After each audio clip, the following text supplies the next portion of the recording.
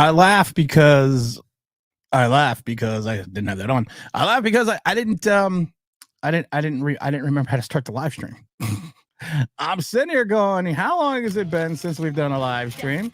I'm not sure how long it takes to get this thing started, but we got this thing started. We got Mike Lee already in his house. We got Big James Williams saying, what do we got here? We got welcome back. And we got to welcome back to New York Football Giants, who, of course, first preseason game is going to be August 8th at home against the vaunted Detroit Lions.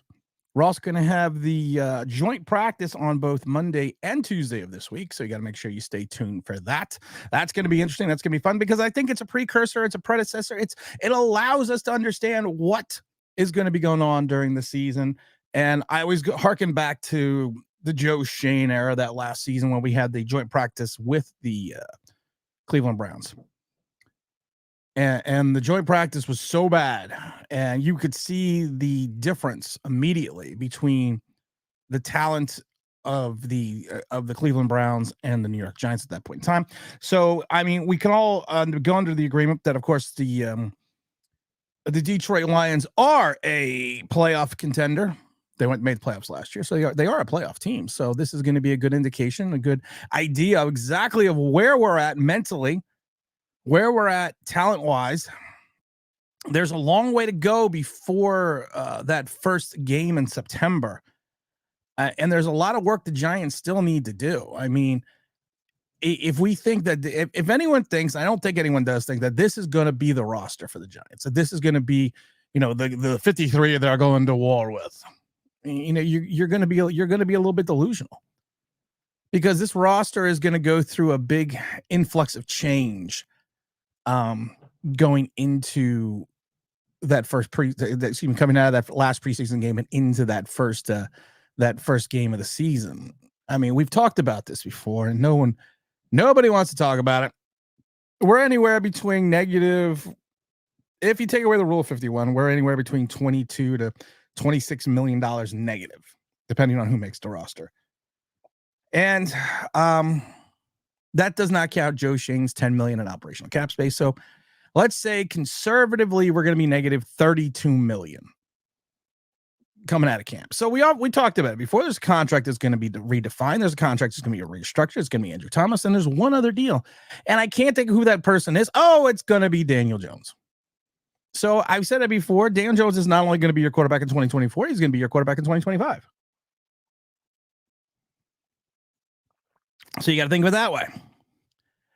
Who we got in the chat this morning? We got Big James. Remember, kids, hit that like. It's been a long time, so make sure you hit the like. Good morning, Mr. Online. Big Blue, you're back.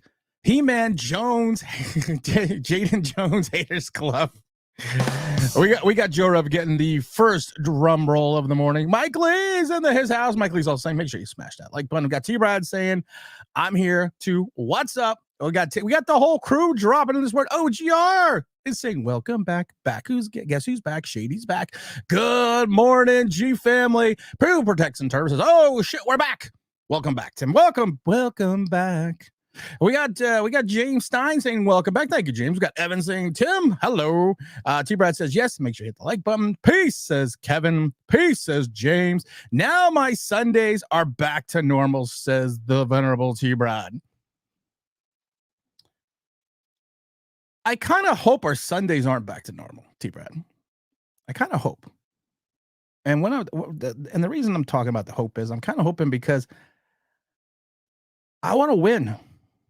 I want these Sundays to count for something. I want to see some W's. We had the aberration 2 years ago. So now I want to see something come to fruition. Yes, we're using all the 50-cent college words today because the Sundays are better when you win. We got the big Dominic Palmer also coming in. Good afternoon, all. Dom, where are you at? You know what, Dom? I meant to drop the. Hold on, Dom. Hold on, Dom. Hold on. Everyone, just amuse yourselves for a second. We're back. We're in preseason form. What I'm telling people to make sure you amuse yourselves for a second. But I want to see these seasons count for something now. I want to see this stuff. I want to see this actually mean something. Do I think we're going to actually mean something this year? No, I don't. I'm not going to give win-loss predictions because they're so arbitrary, and we're still so early in the season that we're not even going to be able to really define, what we have yet. Because like Joe Shane said a couple years back, we don't even know what this team is going to be till week 5. That was a scary thought last year. And hopefully we don't hear that sentiment again, because after watching Hard Knocks, and thank God it's mercifully over, after watching Hard Knocks, I have less confidence. My man crush is coming back on Dable, but I have less confidence now in Shane than I've ever had before. It's Shane the master negotiator. Shane the master negotiator. John Runyon wants more money, or he's going to go to the Jets. Well, don't sell him on the fact that he's going to start. Don't sell him on the fact that we have this quarterback in Daniel Jones. Don't sell him on the fact. Give him more money. Same thing with the guy with the Raiders. He's going to go to Atlanta unless we give him more money. Give him more money. Masterclass negotiation with Daniel Jones. with Daniel Jones, with Joe Shane. And this whole humanizing him with the Crustables. Yeah, that's white people fancy peanut butter and jelly. Driving around your electric car eating a Crustable. Getting fired up by listening to Beyonce. Where did all the men go? Where did all the men? Seriously, where did all the men go? Because I watched that, I cringed. OGR Sports says, yeah, we tease him a lot because we got him on spot. Welcome back. See, Mr. Sanders saying Sundays are back. Good morning, Tim. Sundays are always back. Evan says people are putting stat predictions for Daniel Jones on Twitter. Make it stop. I saw a stat prediction yesterday, and I had to comment on it. It was 32 touchdowns, 4,800 yards, or 4,300 yards. Dom, I sent you something. Did you get it, or did the mouse die? Hold on. Let me check. Did I send it to the right person? Bueller. I said, it was 4,800 touchdowns, or 4,800 yards, 32 touchdowns, 17 interceptions. I think 500 yards rushing. It was going to be an MVP season, and I literally had to type back and say, that's over 48 games, correct? I wasn't late. I was on time. I was a minute late. We will see week 1, and that's the key. We're going to see this shit week 1. We're going to see what happens on week 1. I mean, it's going to be, you got a game against the Minnesota Vikings. I don't know who's going to be a quarterback. I love it that right now, and this is early in camp, guys, but I love it now that you're seeing the reports at a Patriots camps that Drake May is being outplayed by Joe Milton. Remember when everyone made fun of me when I said Joe Milton? Remember that? I think it was a very authentic statement that I made, but people tried to make memes and stuff at it because they weren't very authentic about it. People asked, we asked recently, where'd all the men go? Here they are. I got 40 something of them in right now in the man's room. What's going on? Make New York Giants great again. I would love to see that. Obviously, Tim doesn't know. Welcome back. I do know. Welcome back, Connor. Welcome back. Vinny Barbarino. Juan Epstein. Horseshack. Who are you talking about? Then make America great again. If you want to make America great again, just go to Get Off My Lawn, the Matt Ramleys of a Gen Xer. I want to thank everyone that's been tuning into that. It's blown up on it's always been really good on the podcast. And so we've gotten actually bigger on the podcast, and now we're on Rumble and a couple of the places. So we're picking up some traction. So I'm very excited about that. Hirsch for real. Good to go. What's going on, Tim? We got R0B in the chat saying, yo. We also got the venerable Big Don. Oh, he's dropping the super sticker for the kids. We got J Sports Car saying, hey guys, what's going on? Sup, James? I gotta leave the super sticker up, man. I'm getting good I'm burning through these. I'm quick. That's what she said. Oh, I'm burning through these chats today because you know what? We gotta talk football here. Daniel Jones, if you watched him at camp, and I love it now because now the Senate there's now threefold for Daniel Jones.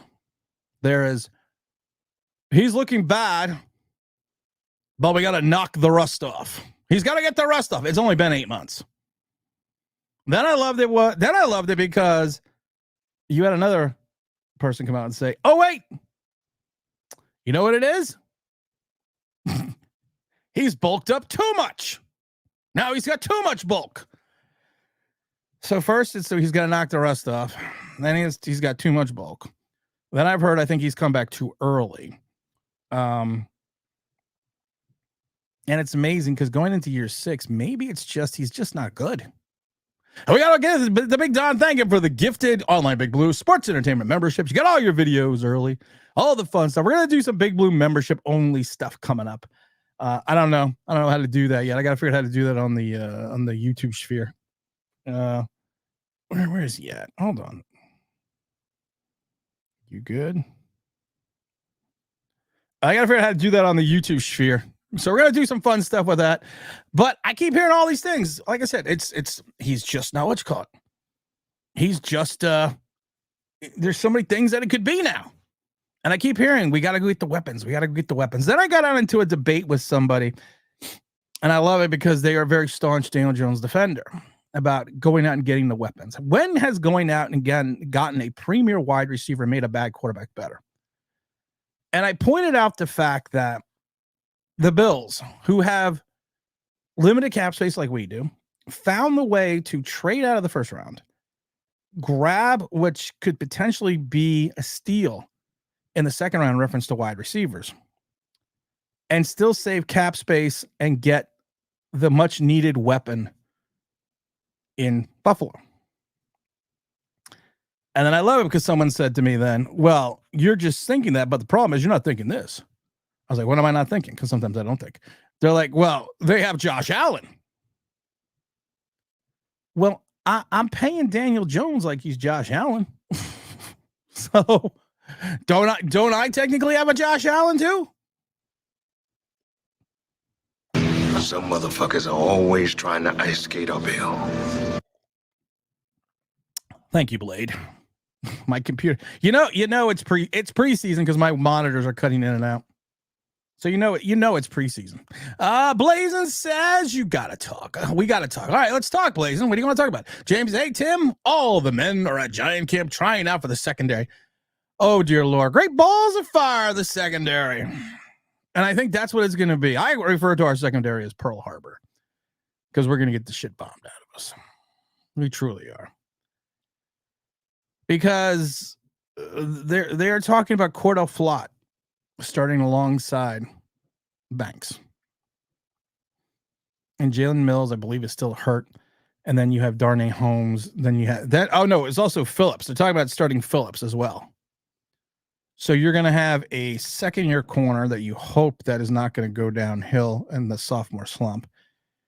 You're going to have a draft pick, which I'm still not 100% sold on. And when Shane Bowen gives someone in the defensive backfield their stamp of approval, I get very concerned about that because the secondaries are terrible without Jim Schwartz. And then you're going to have a rookie with Pinnock. So you could literally technically have two rookies, a second-year player, an average safety in Pinnock, being backed up by the likes of Cordell Flott, Darnay Holmes, and Dane Belton.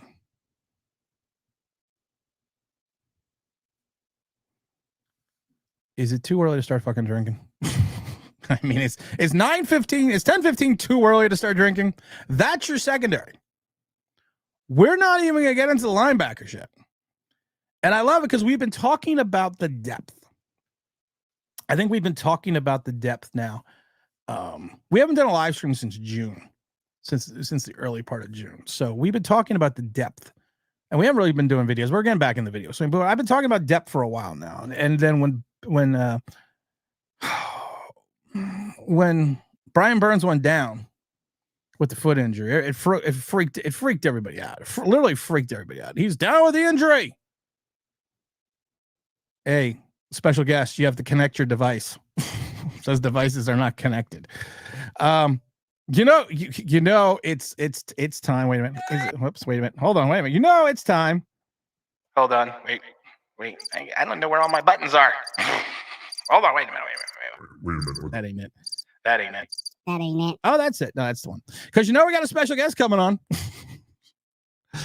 You know we got a special guest coming on. You know we got someone coming in here who's going to talk us off the proverbial ledge.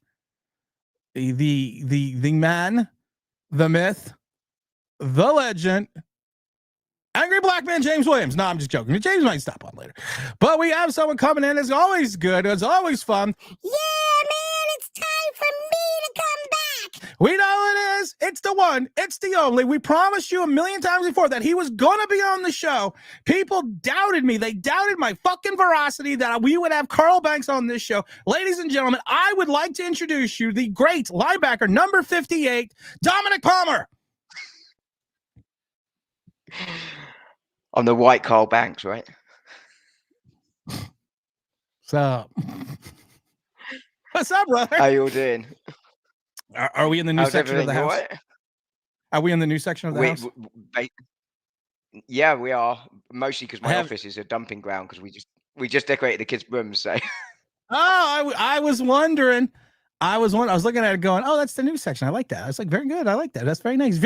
I like it because it's very feng shui. It's very flowy. It's very we get to see you now in all your glory. It's Dominic Palmer, who we have missed forever. And I love it because Dom, I had a gentleman on Twitter from the UK go to me. You know, we really love you over here in the UK and this and that. He was being very nice about it. And I enjoyed it. And of course, I had to ask because everyone in the UK knows everyone. I said, you know Dom, right? You know what? He didn't know you. Everyone from the king down. he didn't know you. He's like, but he loves you, but he didn't know who the fuck you were. Dom, everyone should know who I am. You have the fresh perspective from another country in reference to this giant roster.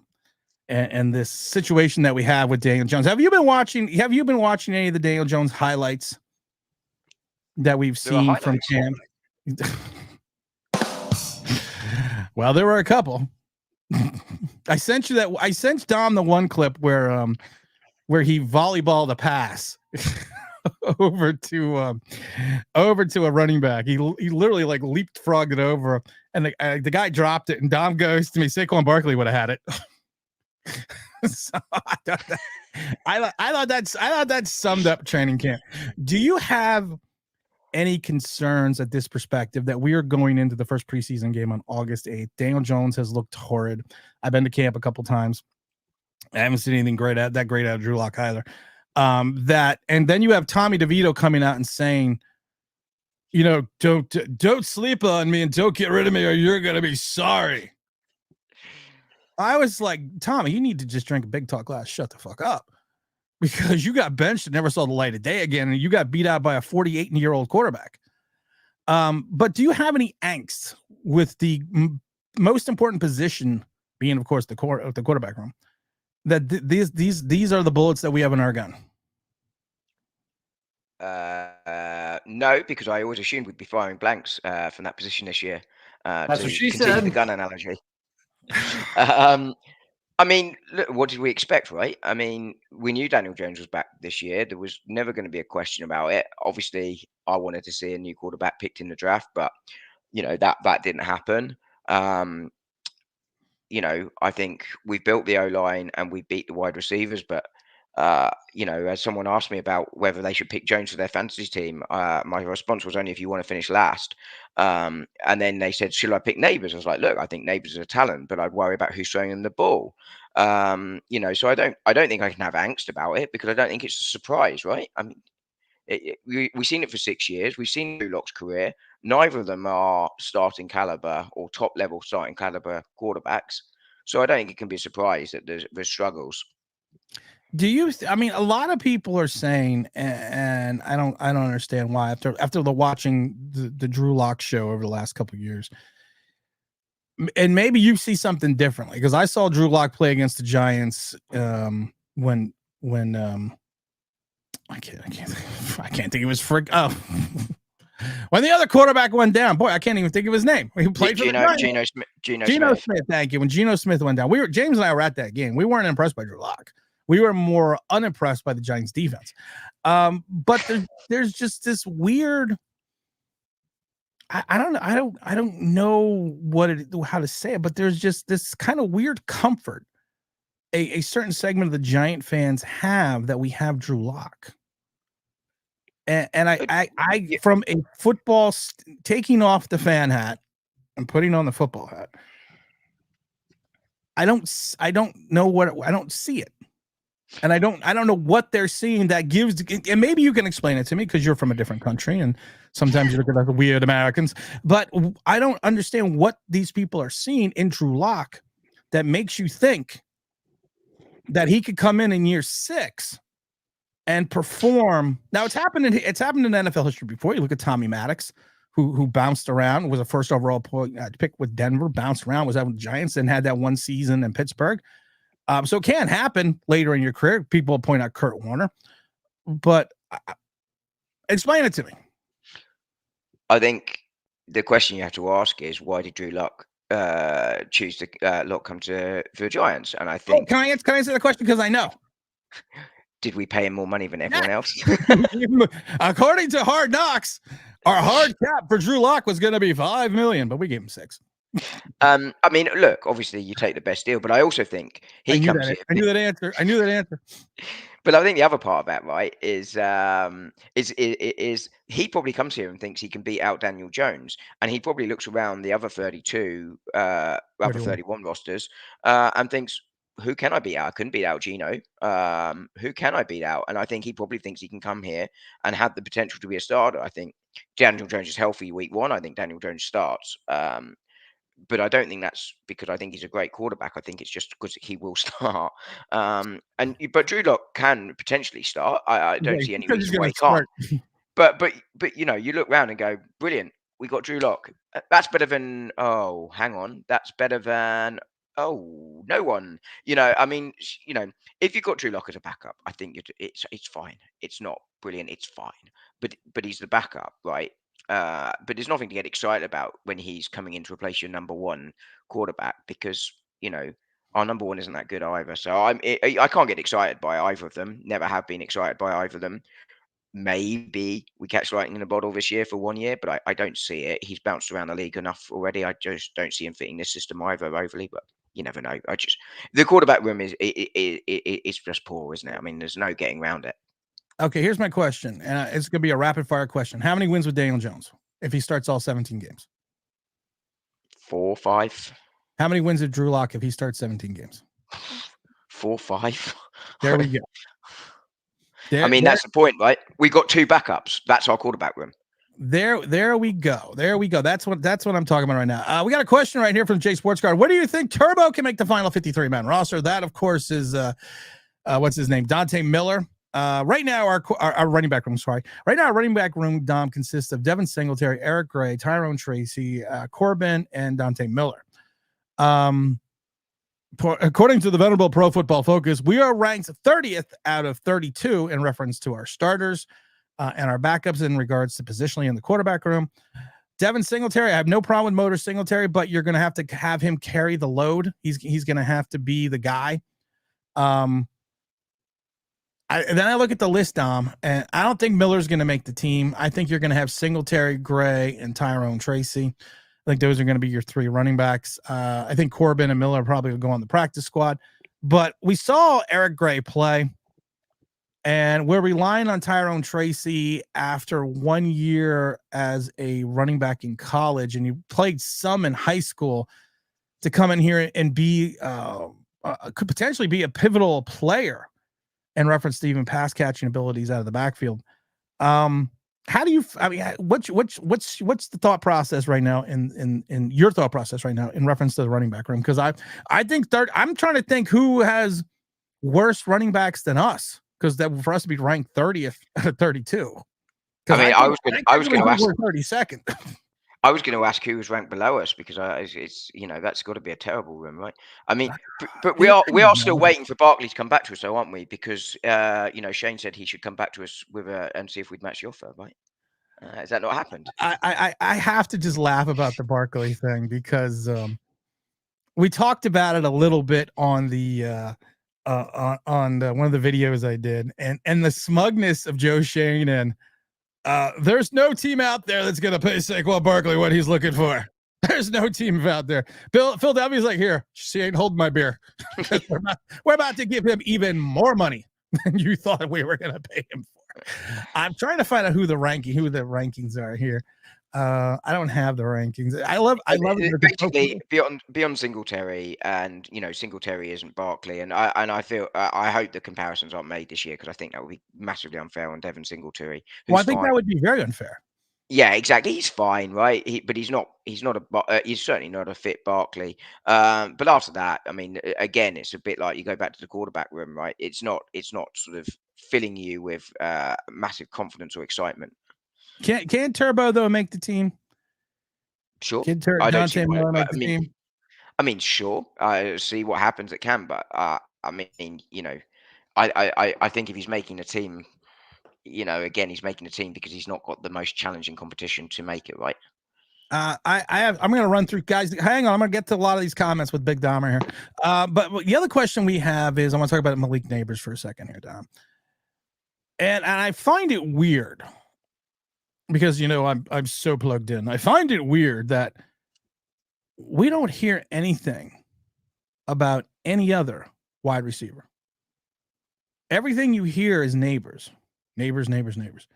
So my question is, if we go to a 3-man set on the wide receiver position, we play 3 wide receivers. Is Nabers going to be 1, 2, and 3? Because I think there should be some other guys on the team. But you never hear any. You never hear anything. I put Wan'Dale Robinson on the thumbnail today because I felt like we had to give another giant wide receiver an opportunity to at least shine a little bit. Because you never hear anything outside of Malik Nabers. Now, my question is, you and I have talked about this briefly, and I laughed because we were texting back and forth, and we were talking about how good Nabers looked, and I said, well, is it that Nabers is that good, or is our secondary just that bad? And you texted me back the other day. You're like, I was actually thinking about your comment of how good Nabers is compared to how bad our secondary could be. Outside, and I mean, what do you think Nabers is going to do this? And I know it's way early, but with Jones and Locke and DeVito under center, what do you think Nabers' numbers are going to look like? And how is he going to step up above the likes of Slayton, the likes of Wan'Dale Robinson? How is he going to make that? I mean, we're all hoping he's going to be rookie OBJ. We're all hoping that. But what do you think? That's what you got to hope. I mean, I think he undoubtedly looks good. I think he undoubtedly looks good, right? I mean, I do have concerns about that secondary beyond Banks, and you've got to hope that he doesn't take a step back, which can sometimes happen in a second season. And he doesn't sort of have that experience next to him. Let's see how he goes. But I think he's a player. I'm not overly worried about that, even if he doesn't have a great season. I think Nabers looks good. I think there was a lot of teams that probably would have taken Nabers in the draft. So I think it's a good pickup. I think the concern is if he gets frustrated because we can't get in the ball, and my concern is him getting the ball. But I wonder whether if he has a really good start, whether he then struggles because we start to double him up. But that's when you could have the likes of Darius Slayton or Wan'Dale or Hyatt, the man that everyone forgets about, may well get some more of those reps. But I think it's still going to be 6, 7 yard passes, right? That's where we're going to be looking to get the ball, and you then got to hope that Nabers can, and I think he has ability to do it. We can sort of get sort of Do you think that's enough space to for run Nabers? into and get those yards up to catch. Do you But I think don't that's think it's enough for enough. I Nabers? think he wants to. He wants to be a Hollywood player, right? Look at me taking it 60, 70 yards. Look at me taking the top off the defense with that long ball, and I'm not sure we've got the quarterbacks to do that. And I think he is someone that potentially could get frustrated very, very quickly if he's not being able to do that. So I think that's the concern with him. But I have no concerns about his ability. I think he will be a success in the league. We have a question also. We're going to go through these questions right now. We got Jay Sportscard asking, at one point in time will we see Evan Neal? Oh, I don't know, because right now he's still on the physically unable to perform list. And then we went out and grabbed, what's his name? Greg Van Rotten, whatever his name is. It's I love it because I love it because at one point in time people were like trying to figure out people in the roster, and they were like, one guy had a hard name and he's like, he's not going to be on the roster. So I don't know I don't know what's going to be going on with Evan Neal. I don't think the Giants officially know with his injury what's going to go on, when he's going to start. So we're going to have to kind of wait and see with that, right? That Phil says DJ spends more time in the waiting room than he should be in the film room. We got big salute to Big Don for giving out the super chat. Joe Rev says, what's the new excuse? He came back. That's the other new excuse we're going to have with Daniel Jones if he gets hurt. I've already said this is what's going to happen. I already told people to write this down. Daniel Jones is going to play the first 3 games of the season. He is going to have another injury, and it's going to be outside of the ACL, but people are going to say it was the fact that he was protecting his ACL, which caused this other injury because he came back too early. That was my Which is it, guys? We either praising him for coming back too early and then criticizing for it. That's where you feel for the guy, right? But I said I did a video, so I felt sorry for Daniel Jones. Yeah, I know. Sorry, I wasn't criticizing you for that, but I think that's where you kind of feel for the guy that he can't do any right with that one. I think, look, if he's able to perform, and he's performing in inverted commas, but if he's able and physically able to get out there, then I think that's fine. You've got to just trust his body or his view on his body and the medical team. But I think it's very likely that he will get an injury coming off the ACL. It happens a lot to players. So and his injury history, even without the ACL, isn't great. So I think he's going to get hurt at some point. I don't want to say it but I'm going to say it. And we've seen this a lot, especially with quarterbacks, quarterbacks and running backs and wide receivers, because of the fact, and defensive backs, because of the fact that they are continuously pushing off using a certain tendon. And a lot of times what happens when players come back too early for an ACL, they tear their other one, Achilles tendon. I'm not an expert guy. Achilles tendon is the one that Aaron Rodgers tore. It's the tendon that connects the back of your ankle to your foot and everything else. But it's actually a repetitive stress injury, and it's actually when you use it too much or overuse it, you then have a tendency to put stress on it. And a lot of times what happens when players come back too early for an ACL, some point during the season, they usually tear an Achilles tendon. I'm just making sure everyone make sure they know that Sir Foul Places Big Time Tim is back. We are back. We're ready to go. James Williams says, make sure you hit that like button. Evan says, the offensive line has me concerned. It's not fixed with this. Some people think. What do you think of the offensive line, Dom? We've made these changes. We went out and gotten the player. I love it because we always do this, and it's not just the Giants. I mean, current regime's philosophy, but you have a position coach, and the first thing that we do is go out to get every player they ever played for at any point in time, and we sit there and go, just because he played well with this guy, he's gonna be a stud. I mean, look, you can. It's to some extent, as you say, other teams do it, and in some regard, you can understand it because it helps the others potentially sort of fit into the scheme. But you know what happens when you do that, you're a winner. It's like when Belichick and Parcells had Belichick and Parcells guys. Right, exactly. They didn't bring him in when you were a 4-win team. They brought him in when they were a championship team looking to get pushed over the edge. Right, but my point I was going to make there was you bring these guys in because it can sort of help sort of get that sort of the way you want the line to operate sort of embedded, because you've got guys that can explain it as well as the coach. But it doesn't mean that it's going to be a massive success. It might make a very small difference. But none of these guys exactly sort of fill you with massive confidence. They're not sort of star players that are coming in. When the nicest thing that they say about Runyon is don't pull him because he trips over his own feet. I got all the confidence in the world. Well, and you have to ask as well why they're being allowed to leave so easily from their previous team as well, right? I mean, my thing about Runyon is, and I've said this before about Runyon over and over again, Green Bay was replacing him. Right. At the end of the season and rotating him with a rookie through the last 7-8 weeks of the season and into the playoffs because they knew they weren't bringing him back. Yeah, so you get the new guy ready. Yeah. You already had the new guy. You already had the new guy ready and put in place. So that doesn't film. I'm not saying he's not going to be good. I'm not saying he's not going to be his dad, but I am saying this. I'm just saying that it just is interesting that you're right. A potentially championship caliber team in Green Bay who thinks they have big expectations going into the playoffs next year. Love John Runyon so much. They said, we're not going to give him over $8 million and we already have his replacement. Exactly. They were prepared to move on quite comfortably with no concerns whatsoever. And look, sometimes that might happen because, the players' demands are too much, or there are, something's gone on behind the scenes. But I don't think that was the case in this one. I mean, Runyon's okay. There's nothing problem with Runyon, but he's not the guy that goes, our O line is suddenly elite because John Runyon plays on it either. Hold on one second, Dom. We have a price check in aisle 3. We have a price check in aisle 3. What is the price check on Tampax? We got dropping in, doing his. I don't know if you look like you're either working or you're chopping. I'm working. Hold on. Oh, there we go. No, you're not. You're so freaking lying. You're a Giant fan. That's just shopping. Wait, show the card again. There you go. This is Don going, I have to get through the first preseason game. I was just going to say, that's how he's going to get through game 1. I'm going to get through the first game of the season. We have Big Don. We have Big Dom bringing in the chat today. Don, what's going on, man? What's the good word? Oh no, I'm snitching, Tim. I told you I was going to do that first day. I said, look, I'm going to let y'all all know Tim is evil. When that college football game came out, this fool Tim go text me talking about, oh, look what I got early. And then he going to send me pictures, and then he going to send me videos of him playing. Like, what kind of person are you? Who does that? As one person called me on Twitter, I am now the Darth Vader of Giant content creators.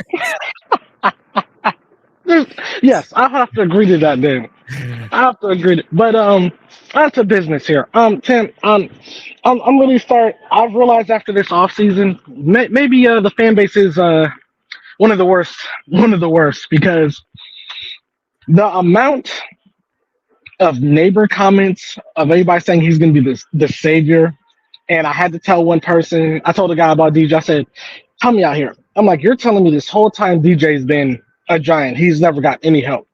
He was like, oh, well, he's made players better than what they were. Because I look at Richie James and another guy that I can't remember because he's a practice squad guy. And I'm like, oh, 2 people, really? I said they gave him Ingram, they gave him Galladay.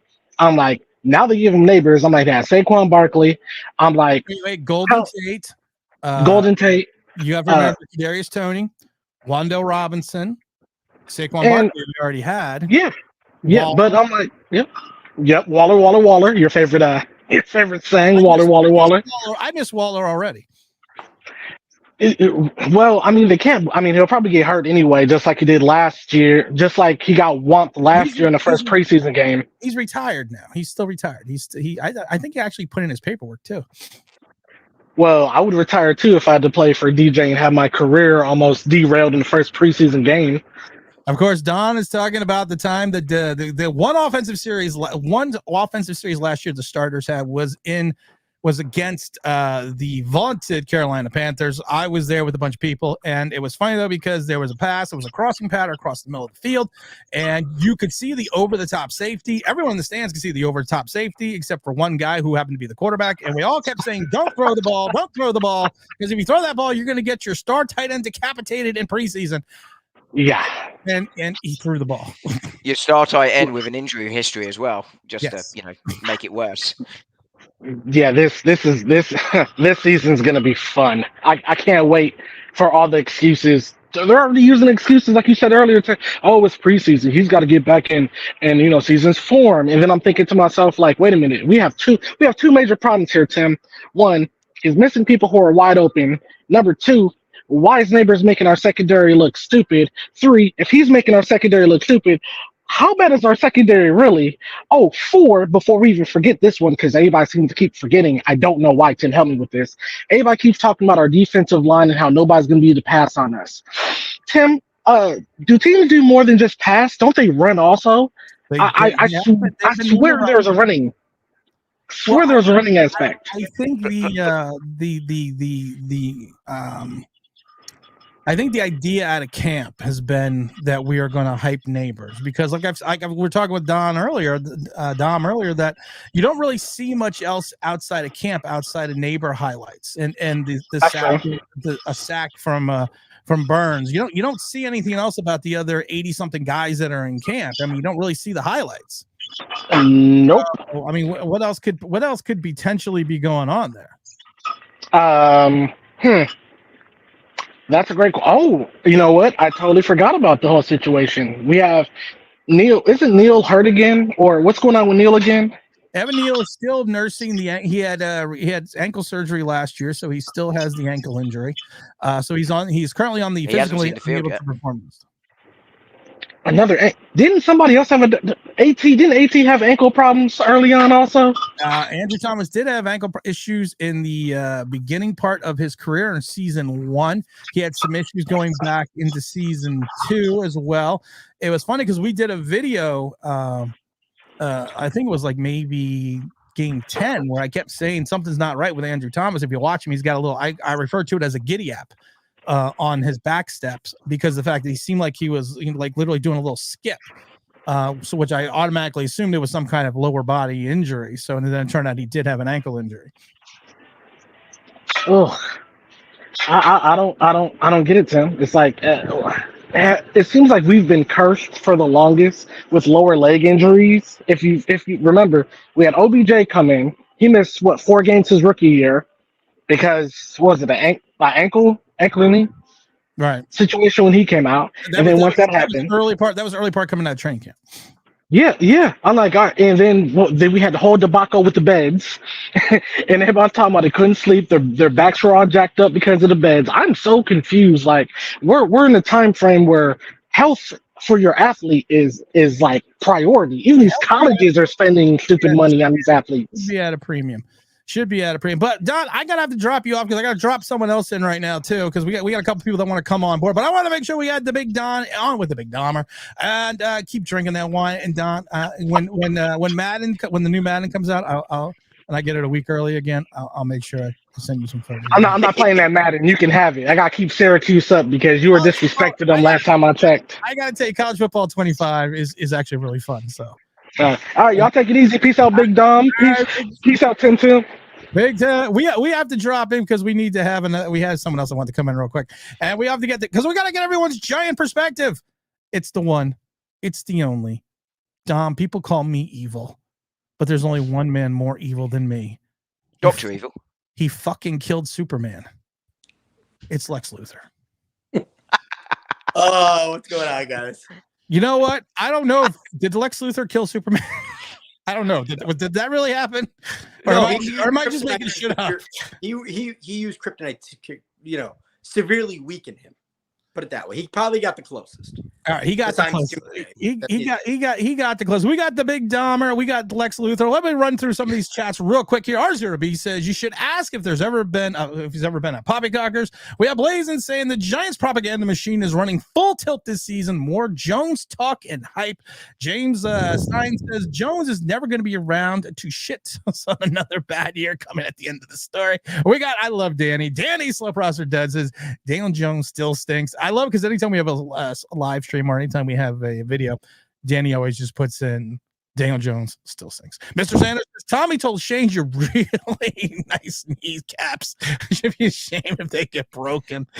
That was from, and we also have of course, we have the venerable Tuta super chat. Massive respects to Tim and all the dire Giant fans across the pond, given the entire team in Italy are seasoned over August 16, 6 a.m. Eastern Standard Time, Sky Sports Rugby PPV. Oh, we got the big Tuto coming in here. I got an Eagle comment here. Where is your Saquon Eagles jersey? Oh God. Where is my Saquon Eagle jersey? I don't know. Did you get the black one? Hold on. Wait a minute. Hold on. Can I do this? Here. Amuse yourself. What's going on, Don? Yeah, all good, mate. All good. You? Oh, I'm doing fantastic. Can't complain. Excited for the season or just going to grin and bear it? Just grin and bear it. I'm not excited for the season at all. I don't point in being excited for the season. No. The way I look at it, Joe Shane, he thought last year was a fluke, and all his moves, going to get a starting, a very good wide receiver, going to get an edge rusher that he thought he was missing. It's moves that would say, hey, I thought last year was a fluke, and look at my team now. These are moves you make if you think you're a couple pieces away, and he thinks he's a couple pieces away, and it's psychotic to me. Yeah, I think he's nearer having a couple of pieces rather than being a couple of pieces away. But And you know, I laugh because the Giants were never serious about taking a quarterback. Like No. everybody sits there and they go, oh, well, the top 3 consensus, they interviewed him, they put him through the ringer. well, of course they did. But nice, there you go, Tim. Dun, dun, dun. Did get the black one. I'm glad. Did you did people actually think I was joking? Hell no, I didn't know you. I knew you. People actually think I was joking. Of course. I got the number 26. I'm ready for some football. I knew you weren't joking, but I still can't believe you're wearing it. But never mind. Listen to the morons out there that were like, you're not a fan because you support Saquon Barkley. You're not a fan because you buy an Eagles jersey. You're not a fan because you would wear it. I'm not 12. I have jerseys from pretty much every single team.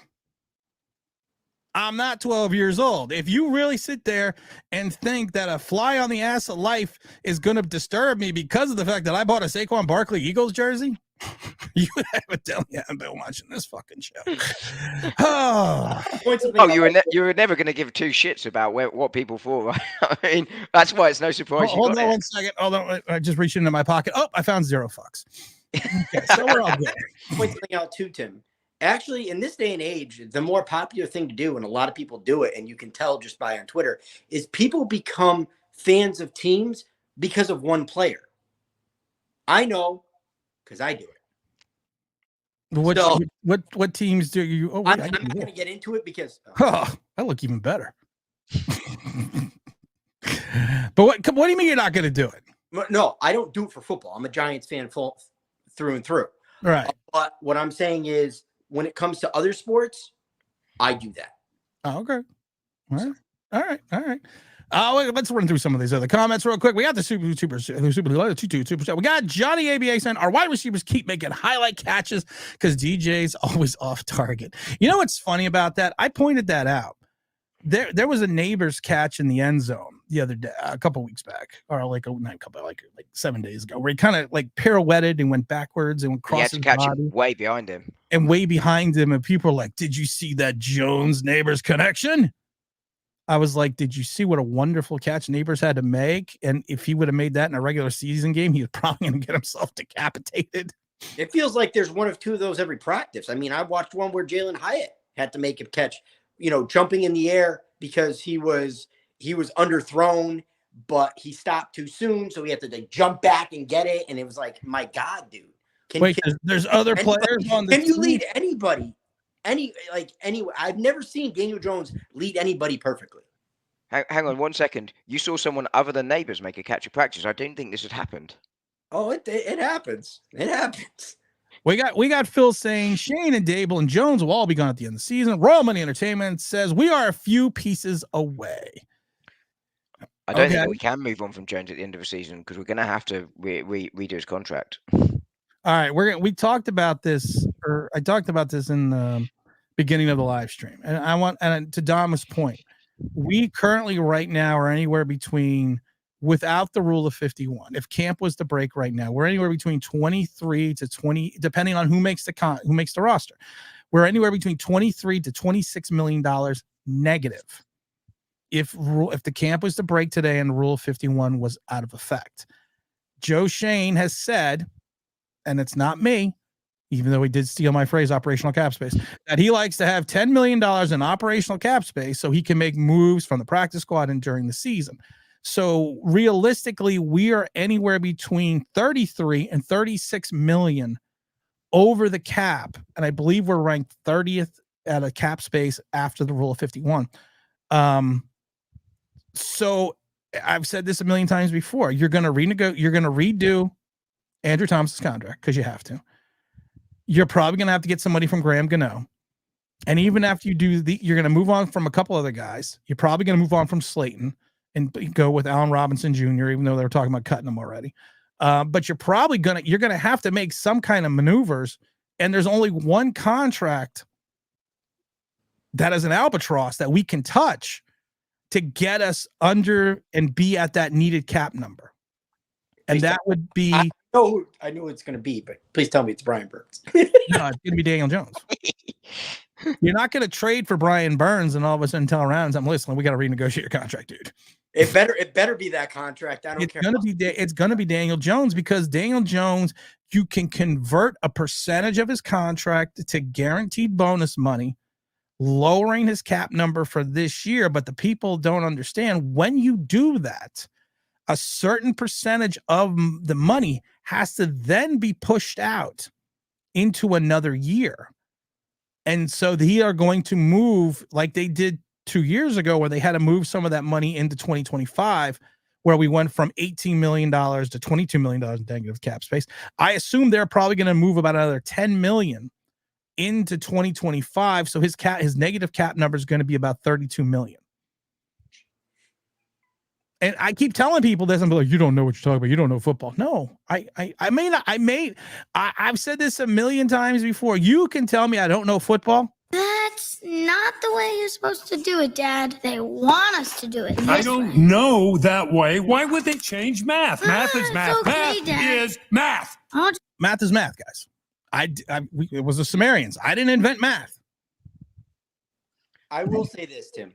Sometimes I don't always agree with your takes when it comes to like an opinion on a player, but when it comes to cap space and trades and stuff like that, you're gospel for me. So I appreciate that. I was actually about to take you out. I was about to wonka you. So we'll just wonka Dom instead, because you haven't been saying anything lately. I was just going to say, the thing is, you can have a football opinion, right? And people can question it, and some views are daft, but hey, their views. But as you say, math is simple fact. You can make numbers lie, but not when it comes to cap space. It just is. And there are only certain contracts you can touch, and there are only certain contracts that you can touch that will get you down below the numbers we need to get down to. So it's going to have to happen. Those numbers just can't lie. The numbers don't lie. James and T Brad, I put the link in. I put the chat in the link. I put the needle on the record. So I got to see James and T Brad before before this day is through. OG, what do you got? I mean, I got to bring on some other people. What do you got for us today, OG? What's the gospel according to? So I was when you stepped away to go get the jersey and then came back, I was going to bring this point up with Don, but obviously you had the jersey, so we quickly transitioned to that, and frankly so. But I don't think the Giants were ever serious about taking a quarterback. I don't. That's all they grilled the top three guys, and it made it look that way. But there was one part in the last episode where they were laying out who they were going to take, and Joe Shane was telling Steve Tisch and John Mara, well, these are the guys that how do we think the board's going to fall? Michael Penix and J.J. McCarthy weren't on that board. Some other people have pointed that out on Twitter. They actually took screenshots. Yeah. And showed the Giants' big board and players and they were actually was kind of surprising, players that weren't on that board. And everybody was saying, "Oh, JJ Giants." I didn't see that link. That link never came up, and I understand. Hard Knocks is a snapshot in time. Right. You can't show everything. Yeah, you can't show everything. But I don't think JJ or Michael Penix were even thought of. Even Joe Milton, even though there was like a gold bar on Joe Milton, because how they showed the wider board and the different thing they use. And I forget what gold or yellow was supposed to be. And maybe they were thinking about taking Joe. But at the end of the day, the Giants weren't serious about taking a quarterback. They were always going to go with Daniel Jones, because you've pointed this out in the past. And I'm assuming T-Brad and James will bring it up. Don bring it up. And I know for sure you've brought it up. All these moves we've made are a team that thinks they're a couple pieces away from returning to the playoffs, because they felt last year was a fluke. I liken it or hearken it to the Nick syndrome. the Knicks in the mid 2000s and early 2000s, when they were very bad, even though they were very bad, they were under the delusion that if we make this trade, if we sign Eddie Curry, if we turn around and we get Stephon Marbury, if we go get a Stevie Francis, if we make these deals, we're gonna be we're that one player away from the roster that we have that is a push into the playoffs. Never happens. It's almost delusional, but I wonder if that delusion comes from desperation, right? We've had one playoff win in 10 years or over. It's getting desperate. The fan base is getting desperate. The franchise is getting desperate, and I wonder if that sort of facilitates this view that we're close. We just believe enough, it will happen. And it's not. Someone somewhere has to have that conversation and that understanding. It goes, look, we're nowhere close. We just need to tear it down, and we just need to start it again, and we need to build it properly, and we need to build it slowly. And if that takes 4 years, 5 years, then so be it. That But rather than desperate throwing stuff at the wall and hoping it sticks, and that's where we are. We've been going slowly though. Well, we've been going slowly because we make daft decisions rather than like, hey, let's throw a whole load of money at a quarterback that's clearly not that good enough, and let's go and bring in another player that's identical to the one we've got in Burns. Let's move these things around. Like, listen, the smooth sounds. We just need a plan. Smooth sounds of Kenny G to me was desperation. The bringing in of like a Bradbury and a Dory Jackson, I didn't think was desperation. I thought it may be ill-conceived outside of maybe buying one season in a playoff. And we saw the Giants in history do that when they got Snacks and they got Olivier Vernon and when they got everyone else. They bought that one playoff season, but that usually doesn't sustain anything because it's a blip in time. So I think in some regards the Giants have tried to take it slow, but I think to Don's point, we had the microcosm of 2 years ago turn into, hey, to OGR's point, we're one player away, even though we started 7-2 and finished 2-5-1. And how many games after that 7-2 start? What's our record over the last season and a half? We have a losing record. I'll point this out too, and I think it's pressure from ownership, because what I think ends up happening is those playoff seasons like 2016, like 2022 happen, and instead of trying to slowly build on that, we say, okay, let's go get all these players because we're there. We didn't expect to have those seasons, and then all of a sudden it happens, and ownership wants to push it because they're desperate to achieve what once was, instead of just kind of, okay, let's add on to this and see where it is. Let's add on to this and see where it is. Because that's how you build a house. It's how you build a foundation. Exactly. It's where that desperation comes in. You convince yourself you're closer than you are. And that's exactly how I see it. And that's what then leads to us being in this position where you get into the season, and again, there's excitement for the season. We all like watching football, but there's no excitement in terms of we might go somewhere this year. It would be a big shock to me if we were anywhere near the playoffs this year. I like this one by Matthew. Shit, I'm a dire Giants fan, and I have a Warwick Dunn jersey. He is my favorite player growing up. I also have a Dominic McNabb. We got Joey. We got Joey G saying it's sad that I have hope that Tommy takes the quarterback spot. Different feeling than when he's played. We got Royal Entertainment said all we need is a CB2, a running back, a defensive tackle, wide receiver number 2, a quarterback, a running back, a linebacker, a free safety, a punter, and a kick return. Oh no, he didn't add those. I added those in for him. Because we're always missing a few things here. I think we have receiver 2. Like Darius Slayton's a fine wide receiver 2. Yeah. I agree. I don't think he make the team because of Tim's earlier cap thing, but Darius Slayton being a number 2 on a team is I don't think Darius Slayton's not a number 2, but I think Darius Slayton's cap casually. Yeah, I think you look at our wide receiver room, and it's one of the areas I'm least worried about. I don't believe the narrative that we've got the best wide receiver room in the league, but it's certainly not one I'm concerned about. I'm concerned about them getting the ball, but I'm not concerned about their ability. We're not concerned. All right, guys, I'm going to drop the next group of people in. I want to thank Big OGR for coming. I always want to thank the Big Dom for coming. I haven't seen Dom in a while. I had to make sure I had Dom on this morning. But I think he's nice enough that we have already had him on for an hour. I don't want the Mrs. Dom to get upset with him today because it is a Sunday and it is getting late. So I'm going to drop the next group in. I'm going out for dinner anyway, so I was going to say I've got about 15 more minutes. So, I figured thanks for having me on. I wanted to make sure. I'm going to drop the next group in. Guys, I really appreciate you coming in. And as always, we'll see everyone during the rest of the season. Guys, thanks for coming on. Nice to see you all. Oh, all right. We're going round. This is what I like to refer to as the lightning round. He got a haircut. He got a haircut. I'm a little upset about this because someone that we're coming on next, it's that one segment we always love, the Angry Black Man segment with James Williams. But the problem is James got a haircut. I did. He got his, as my mom used to say, no, he didn't get a haircut. He got them all cut. And we also have to bring in the one, the only, the man, the myth, the legend. No, Carl Banks has nothing on this guy. It's the T-Brad in the Mamba jersey. Yeah, we're all going away from our Giants. Jerseys on here. What the hell you doing, T-Brad? It's Jersey Sunday. It's Jersey Sunday, boy. I went with somebody who's got a few championships, and people got to be patient with Daniel Jones. I just got to say that. Like, he's only going into his 6th year. Like, it's his 6th year. Give him some time. Oh, God. That's sarcasm, by the way. I graduated from Sarcasm University. He graduated from Sarcasm, because as Asmi says, 2 times a negative equals a positive, Tim. That's true. 2 negatives does equal the positive. What are you drinking already? Champagne.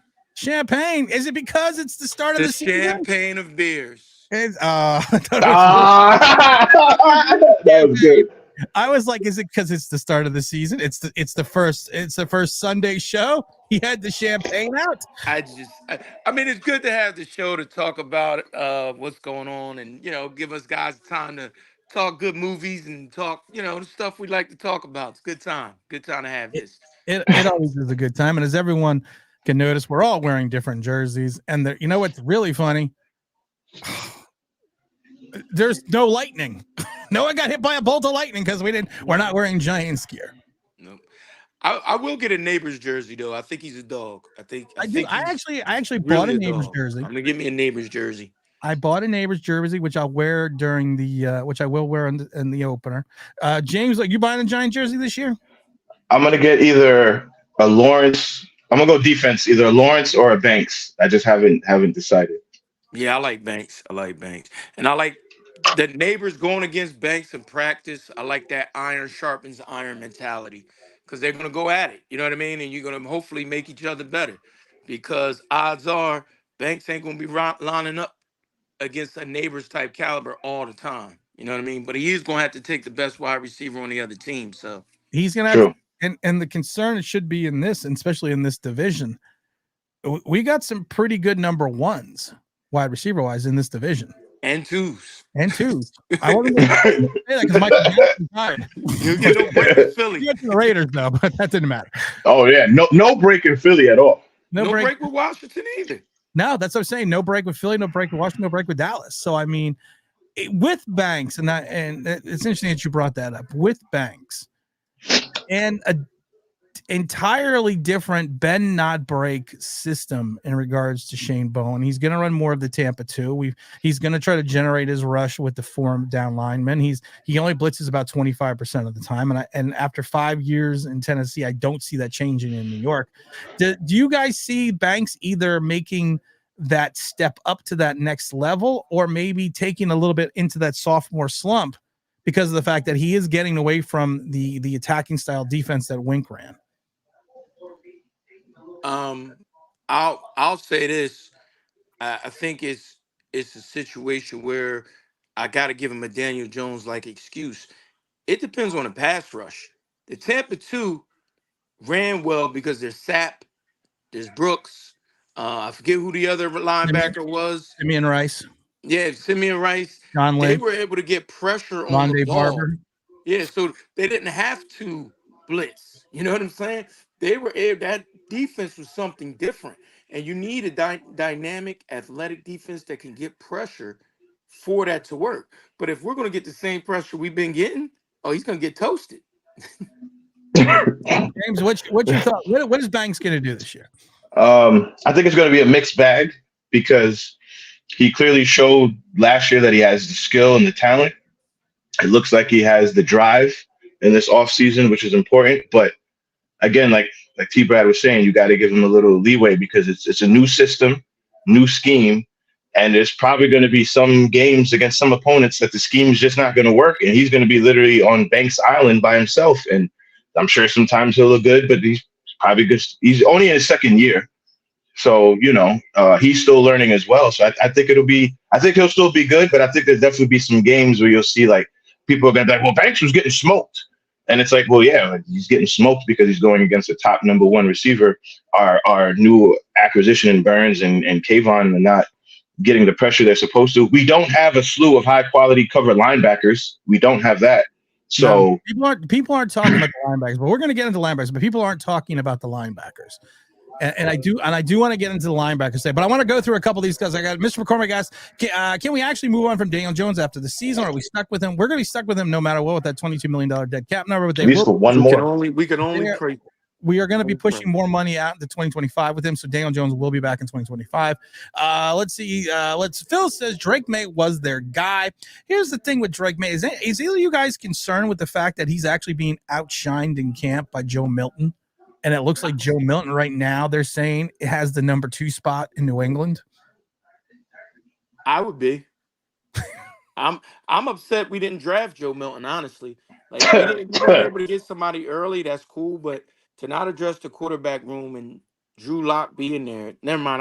I'm getting off topic. My bad. I apologize. You're getting off topic. James, any concern that especially from maybe it's not even concern, but maybe is it a sense of relief a little bit for Giant fans that Drake May is not performing? I mean, like I said, it's his first training camp, so we can't get too crazy about it. But is there any glee, we'll say, that maybe we avoided something in Drake May, that he's not being outplayed by Joe? Well, first let me say, if we all watched Hard Knocks, which I'm sure most of us here did, then yes. Drake May was their guy, but Brian Daboll clearly wanted Jaden Daniels as well. Yeah. He made that very clear and evident. So if he had a chance to get Jaden, he would have taken him too. So let's not just sit on this like they were all on the Drake May boat. Well, the best part of that was Joe Shane, if those that did not see it, was in a team meeting room. They were talking about quarterbacks. They were talking about the draft. And Joe Shane looks at Brian Daboll and basically says, so you would say that if we could trade up to get Jaden, and he didn't even say Dan's like, yes. Yeah. And if you've seen his eyes in the conviction, he'd say, yes, I would do that immediately. And so, go ahead, T-Bro. I was just going to add on and say, that does not look like confidence in your $40 million, $45 million a year investment. That doesn't sound like somebody confident. And I think we can all admit, it's okay to admit, I've done some wrong things in my life. I can't change them, but I did them. Right. And we've all done wrong things. You know what I mean? Whatever it is. Why is it so hard for them to just admit this Daniel Jones things did not work out? We could have got on a long time ago. And if you guys remember during the all-season process, I was like, hey, we need to go get Justin Fields. We need a 6th rounder for Justin Fields. Let's go get him. How right now in the mind of Pittsburgh with Justin Fields, how happy are they that they got him now that we have an injury? Ecstatic. Yeah, ecstatic. It would have cost us a 6th round pick. And I thought that would be a good play because you bring 2 quarterbacks who did not have the best starts of their career to battle out to see who's going to be the Giants quarterback, especially when you knew we weren't in a position, unless we were willing to give up a whole lot of picks, we weren't in a position to even get up to the top 3 to get a quarterback because we went from 5th to 6th by winning that game against the Eagles. Well, I love it because it was more Joe Shane moments with Justin Fields. Probably, hey, listen, no one's going to trade for Justin Fields and not pick up that 5th-year option. Pittsburgh again was like, here, hold my beer. Yeah, yeah. I mean, that's what you're going to pay the kid anyway, so you didn't have to pick up the option. I respect the And Steelers so much. Their and organization, I just respect them.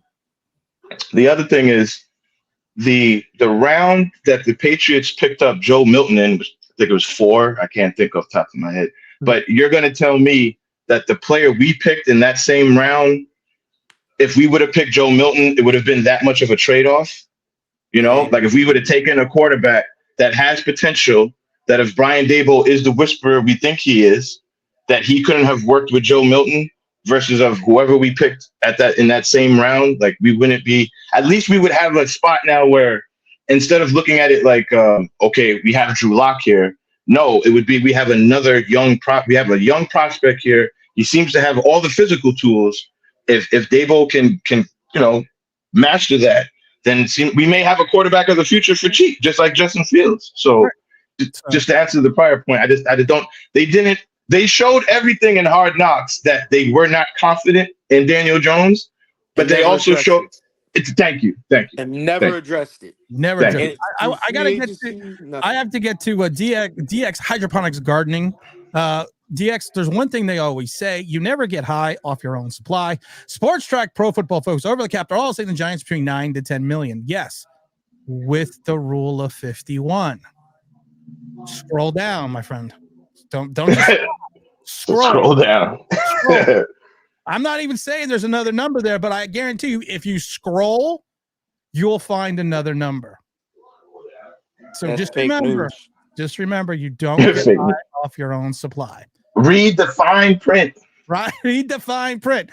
Blazing says Penix looks sharp and accurate in Falcons camp. Yes, I'm holding on this receipts. There has been a lot of there has been a lot of video coming out of Falcons camp. And I don't remember if I said T-Brad one. I said it to somebody, and there was some throws by Penix. And if we always talk about that training camp is this microcosm, is this mirror, this window looking into the future, because we always say that about Daniel Jones, then fucking Michael Penix is a Hall of Famer. Because he's got some throws and some ball placement that you kind of are just like, you shouldn't have been able to do that. Yep. Oh, and I just want to point out, that brother who was in the national game against JJ, his name wasn't even mentioned on Hard Knocks. It wasn't even mentioned. I'm just pointing out, wasn't even mentioned. One thing you got to also realize, and just so we put things in context, the Giants control what HBO can show.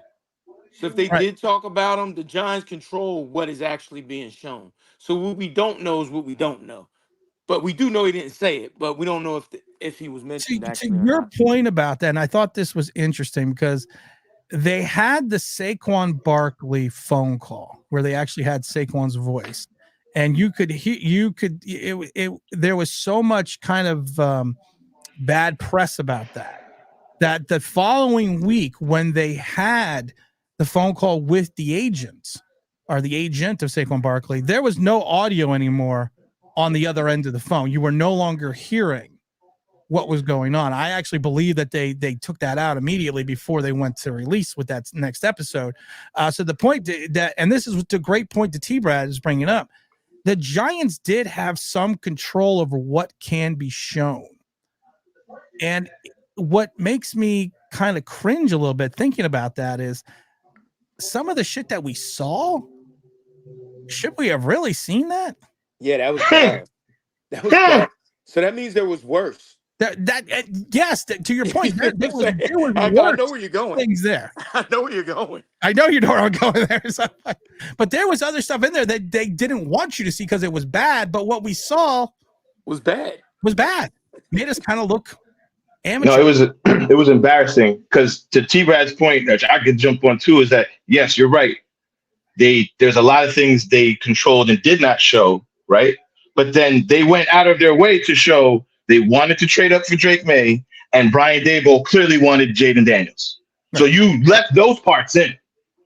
If I really cared about my $40 million quarterback, I probably wouldn't want to show my head coach going, yes, I would take him.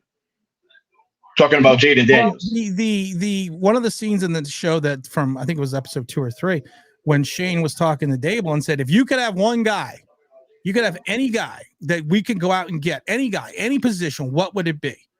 And he's like, offensive. He didn't even hesitate. He goes, offensive lineman. And then Shane looks at him and goes, "Well, what about Brian Burns?" Your head coach literally he didn't even pause for the cause. He was like, "Offensive line." Give me the best you got. I think Burns is going to be. I mean, it's when you look at Brian Burns, it's a sexy pick. No Diddy. It's a sexy pick. It's like, here's a guy. He gets off sexy trade. Sexy trade. Yeah, exactly. It's a sexy maneuver and trade, and I was like, I don't think that brought as much value as using that money for bringing our safety back, bringing back Saquon Barkley, and using those first 3 picks a little differently. You could have we could use those 3 to move and up Barkley to for the same money. Yeah, and I just think this is a case where 2 is better than 1. You got 2 captains, because not only you losing star ability, you're losing leadership in the locker room.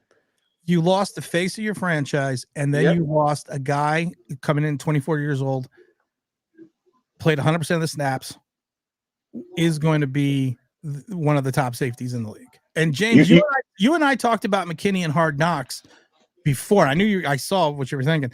There wasn't a lot about the McKinney all you heard was, well, he's going to make the second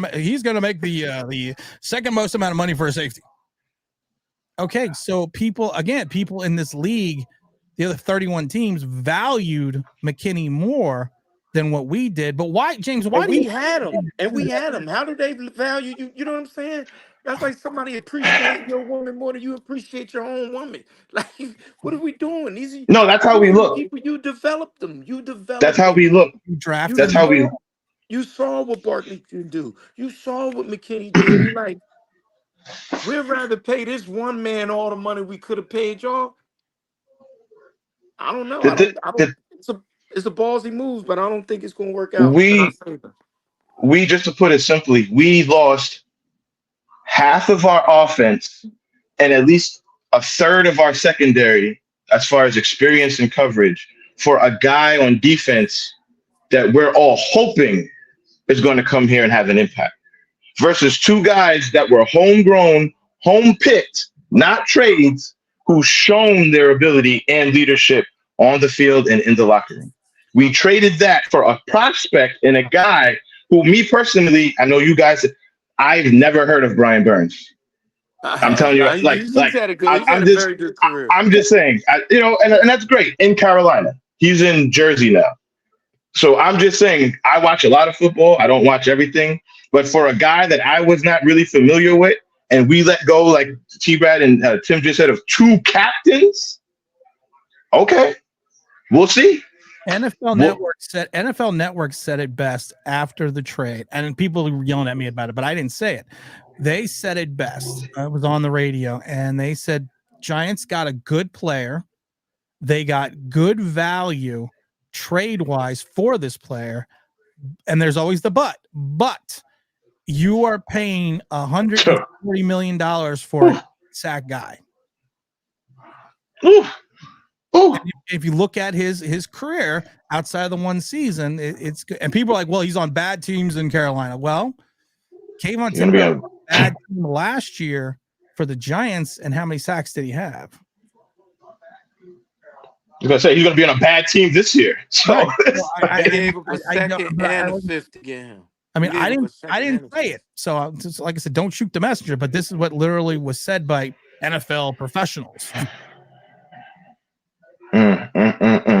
Brian says Giants just need to hit on a quarterback. That's true. Blazen says, I think our pre-draft play to trade for a quarterback was a play for the optics. Do you think that was a play for the optics? Oh, let me go first. I can believe that. T-Brad, I firmly believe that, because it's kind of like if you go and ask a girl out that you have no shot of getting, but you're like, let me just take a shot. Okay, cool. You take a shot. But the Giants knew they had no shot to get Jaden Daniels or Drake May unless they were going to sell half the franchise. And even then, I'm pretty sure if you're a new head coach in Mayo in New England, Don't you want to start off having a prospect that everybody else seems to think is high and having a chance to move on from the Tom Brady, like we had no shot to get those guys, no shot. Even when the guy on the phone from the Patriots was talking to Joe, he's like, "Oh yeah, man, sorry, I haven't really been in good contact with you. You've been doing a good job keeping it." I mean, I don't care, brother. I'm not really listening to what you're saying. So I love it because Shane at one point goes, "So a first this year and next year won't do it." Everyone has heard that they wanted 3 first rounders and something else, but I said Shane, the ultimate used car salesman. So a first, so a 1 and a 2. It's almost like I want to do it, but I don't really want to do it because if I actually offered you something, you might say yes. A used car salesman will at least get you to buy a broken down Dodge back in the day. I don't think Shane could, like Shane, even watching Hard Knocks, like I asked my boy, I said, in watching 5 episodes of this, tell me one move or one thing that Shane did that we all could sit there and agree and go, that was thinking outside the box. That was a real smart move. I'll wait.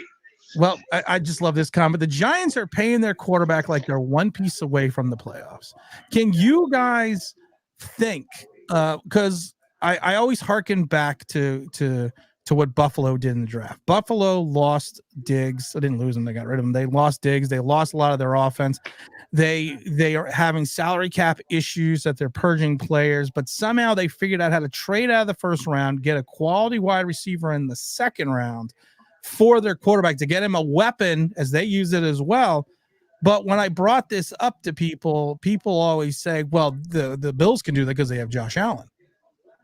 Well, I'm paying Daniel Jones like he's Josh Allen, but can you guys name me a wide receiver that was drafted to make a quarterback better that worked?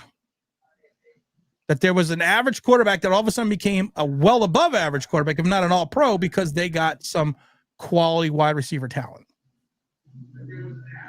Randy Moss. Dante Culpepper. Dante Culpepper. Well, also, but you got to remember this. What happened when Moss left? Well, Dante Culpepper had the injuries.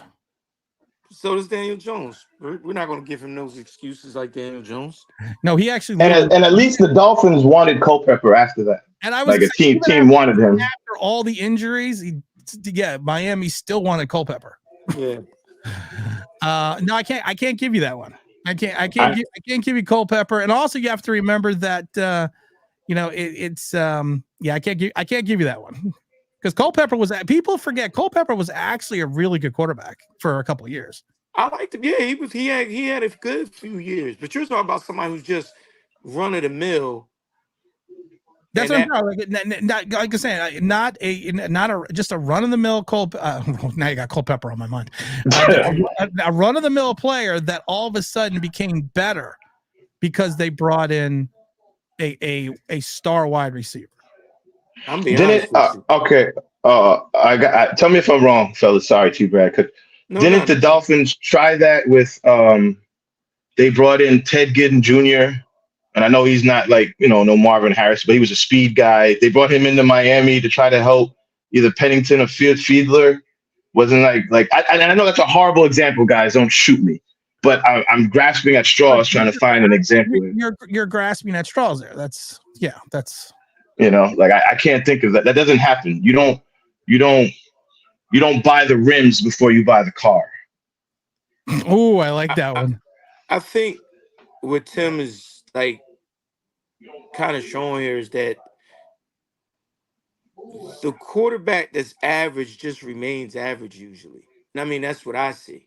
An average quarterback usually is average. I seen certain people bring their career up. Goff was an example. Kerry Collins is an example. There's a few quarterbacks who, they do bring their career up. But when your best year passing touchdowns is your rookie year, that's a very bad sign. That's a very bad sign. What's interesting though? I just thought about this, and I don't have time to look up the numbers. But Dante Culpepper's best season was in 2000. I think it was the Madden year. So he was on the cover. Then he got hurt the next year. It was 2004, where he threw for almost 5,000 yards and 40 touchdowns. What wide receiver that year? This is gonna be interesting. What wide receiver that year on the Minnesota Chris Vikings Carter hurt? It was Chris Carter. But what wide receiver that year for the Minnesota Vikings got hurt and only had 700 of those 4,900 yards that he had? Was that Randy Moss? That was Randy Moss. Sometimes being old pays off. It would pay off better if I could remember the numbers. Hey, I can't argue with that. I can't argue with that. You know what I was thinking about too? It's funny. Everybody we drafted Nabers and everybody's making we want him to be OBJ 2.0, right? Wouldn't it be more beneficial for us if he was just Amani Toomer? Probably. Yeah. You don't think like, and I'm not talking about for this quarterback. I just mean for the longevity of the team. Like, forget trying to make Jones better. If Malik Nabers turned into Amani Toomer, where he was just consistent, good on the field, good in the locker room, put up numbers. We got a better quarterback in here. He could show his skill a little better. It's like OBJ. Remember, he dropped a bunch of passes in the playoff game. I'm just going to keep bringing that up. In Green Bay, like as great as he was, when he had his moment to shine, he failed. That's a failure. So I'm thinking about it, even with Hakeem Nicks, with Eli Manning. When we drafted Hakeem Nicks, I didn't really know too much about Hakeem Nicks. And turns out Eli Manning, because he's a good quarterback, turned that guy into a number one. And we went on to win a Super Bowl with Hakeem Nicks out of North Carolina. So and don't forget Victor Cruz. And Victor Cruz, who was undrafted. Steve Smith. Undrafted. So I'm just saying that Eli Manning took some guys that were somewhat known, but not on the Malik Nabers level, and turned them into Super Bowl champions. Meanwhile, we're sitting here, and I'm going to keep saying this analogy all year. This is my favorite. I said this to Tim on the phone. If I'm a bad driver and I suck at driving, and my queen in the other room buys me a Porsche, does that mean I'm going to turn into a NASCAR driver? Or does that mean I'm probably going to crash at some point? Just you're driving bad in a good-looking car. Here's the thing I always think of, and I always say this, but no one seems to want to listen because of Daniel Jones. I always tell people, name me a wide receiver that left Eli Manning that excelled, that became better. Name me a wide receiver that his career didn't end or accelerate after he left the Giants because of Eli Manning. And we always talk about Eli Manning made those plays. I mean, you talk about Hakeem Nicks, but we also have to remember Mario Manningham, not a household name outside New York. Steve Smith, one good season, 100 plus catches, has the injury, a microfiber surgery injury, is off the hook. Victor Cruz, the tight ends were Ballard and Boss. I mean, it's not like we Jockey didn't even play the year we won. Right. It's not even like we had these like household names. Amani Toomer towards the end of his career. It's not like we had the Bavaros. It's not like even Phil Simms had Mark Bavaro, then Bobby Johnson and Lionel Emmanuel. Household giant names, because I guarantee some people are like, who the fuck are that? These are the wide receivers the Giants started in 86. In 90, Giants had Mark Ingram. Stephen Baker, the touchdown maker, who had six touchdowns, was the most he ever had in a career. Stephon Baker. 600 yards was the most he ever had. Stephon. Yeah, I mean, it's you talk about weapons, you talk about this, then you hear, well, the offensive line is terrible. John Maris says this all the time. The offensive line is terrible. No one can win behind this offensive line. Well, Joe Burrows and Patrick Mahomes went to Super Bowls with some of the worst offensive lines in the league. Your quarterback in 2011 won a Super Bowl with what was ranked one of the worst offensive lines that year in the entire league. And he almost got himself killed in the 49ers game. But he went and won a Super Bowl. Yeah, Eli, I still frustrated Eli didn't get that damn record. because he deserved it. He was He an deserved Iron it. Man. Yeah. Like as a He Giants did. fan, He did. we were so spoiled to know that our quarterback be there Sunday to play. We were that, like how spoiled that is to Yep. just know. And he got hit. He gotta get hit. He get up with that goofy look on his face, fix his helmet, go back to the sideline, and come back. And I'm like, damn, the tough motherfucker. And not First, just that, my fault, Tim. Not just that, but we knew he was going to be there. But we also had the confidence in him that if at halftime he had no touchdowns, 2 picks, was not throwing the ball well, you still felt like, well, we got a shot to turn it around. And you could feel that. It wasn't just hearsay like with the Daniel Jones. Like you knew, like, you know what, he has a shot to turn it around. He's a second half guy. We can't say that about this guy in 6 years. I always point out the fact in 2004, Eli's rookie season, he gets in against Philadelphia. And he, not a runner. Eli, well, we all know Eli's not a runner, but he takes off at one point in time. He's not looking. Jeremiah Trotter, I thought he put him into a fucking grave. I was like, holy shit, he just killed the number 1 overall pick. We just traded all the killed him. And I'm thinking, this is what I'm thinking as I'm at the game, and I'm like, he's dead. Eli gets up, and I always thought this was kind of the dichotomy of his career. He got up like it was nothing, and he went back. Even though he was really bad that game, he got up and went back to work. That's the kind of quarterback. And you talk about offensive lines, you talk about all these bad things, you talk about all these things that we didn't have.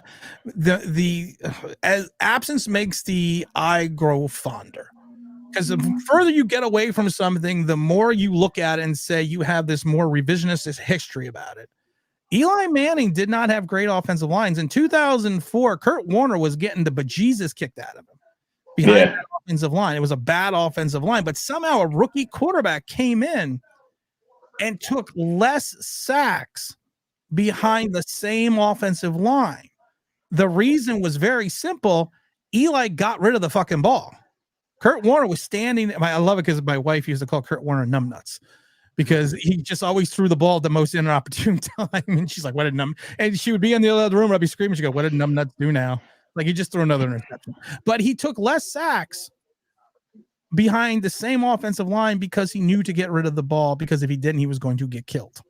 And a lot of times Eli did that. We have this revisionistic history about how great the offensive lines are because you had players like Snead and, and other guys, but in moments of time, yes, but also Eli played behind some bad offensive lines, but he took less sacks because he knew to get rid of the ball.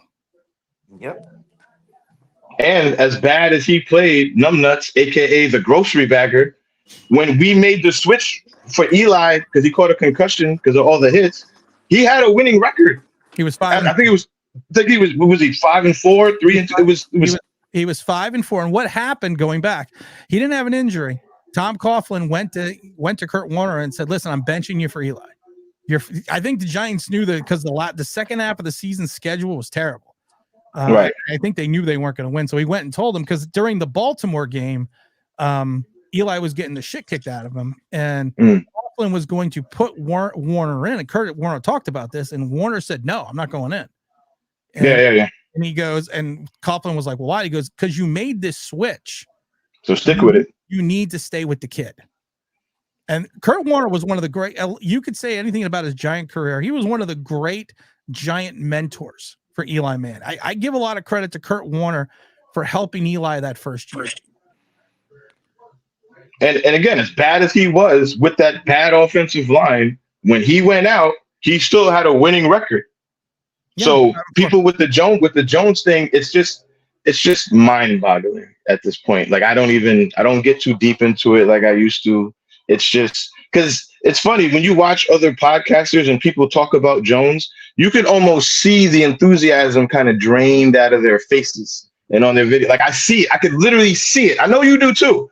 I know you do too, where it's like you could see like their enthusiasm is not as much as it used to be. They're actually saying a little more like, hey, I actually see it on Talking Giants. I got to give this dude Justin a shout out. He actually said, well, Daniel Jones has had a whole problem, his whole career of throwing the deep ball and underthrowing the receiver.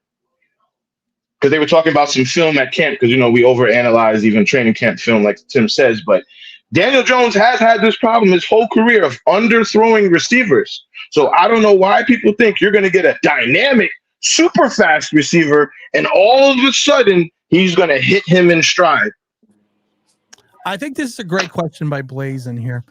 So, gentlemen, when the defense locks down by double teaming Nabers, how do the Giants pivot? And the 2-yard out route to Papa Smurf. I think this is a great question, though. I really do think this is a great question. And T-Brad, because Nabers is going to get double teamed. They're going to bring over the top safety help. He's going to get chipped. He's going to get chipped at the line.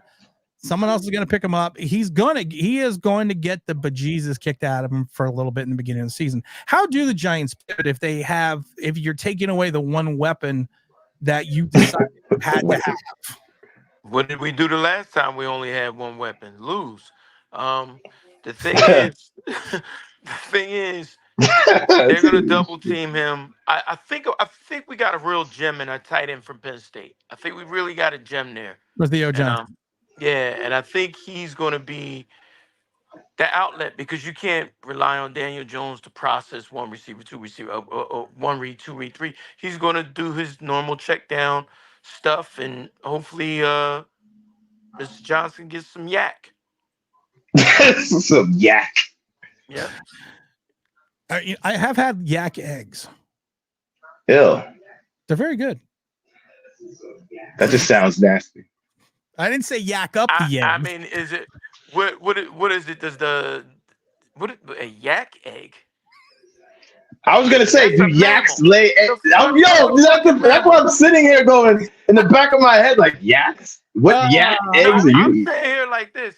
Sometimes I just want to make sure people are paying attention. I'm like, hold up. Because you said that's nasty. I'm like, well, you eat regular eggs. What makes it more nasty? And then I was like, wait a minute. He just said a yak. This ain't no fucking yak. It's a fucking mammal. Oh my God. Thank you, T-Rad. I was bugging there for a minute. Paleontology. Early school. Okay.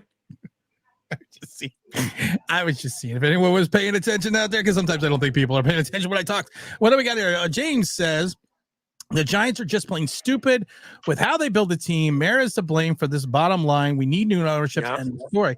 Here's my question about Mara and the whole Hard Knocks thing. You have certain people that said, okay, well, now I don't blame Mara as much for having his finger on the scale when things happen, because of the fact that you could see by Hard Knocks. But to T-Brad's point, the Giants have creative control. Did you guys have any different thought process about Mara? Or did your opinion change, or maybe just stay the same or get worse over how he interacts with this team as an owner? I felt as though what we didn't see was Mara's control. That was what got edited. Okay. You know what I'm saying? That's what I believe. I still believe Mara runs this with an iron fist, because we've seen Dave will just look at Daniel Jones like, you fucking idiot. Like, we've seen that. Or his iPad. We've seen that. You just don't look at someone that you respect like that. You know what I'm saying? So I believe the only difference between Gettleman and Shane is the fact that Shane was smart enough to hire a good coach to cover up his misdeeds. Because if I was to say that Shane did one thing wrong, his worst thing that he ever did wrong, it wasn't Barkley or anything, it's negotiating against yourself for Daniel Jones, because nobody wanted him. It's not like you were in a bidding war for Daniel Jones. You never negotiate against yourself. So I lost respect for Shane the most, gained respect for Dable, and Mara, my opinion didn't change. I think he just runs it, and he's just too afraid to admit that I was wrong when I picked Daniel Jones up. Okay, I'll get it later. James? I'll give him a little bail in the sense that, because when you're the owner of a team, and this is going to be a shock to some people, but his concern, much like Jerry Jones, is not just winning games. It's also making money and staying popular. So but some people don't know that. You realize that, I know y'all know, but some fans don't. They're like, he just wants to win games. No, he's the owner. He cares about the bottom line financially as well, meaning that What to he's watch doing there. That's why you get to that free watch him. Pepsi. There you go.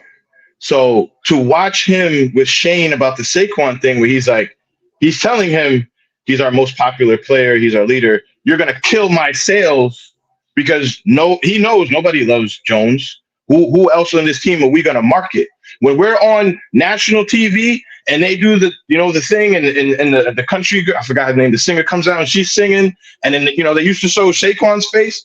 Whose face are they gonna show? Dexter? Deontay, Daniel, I don't know. One of those 3Ds.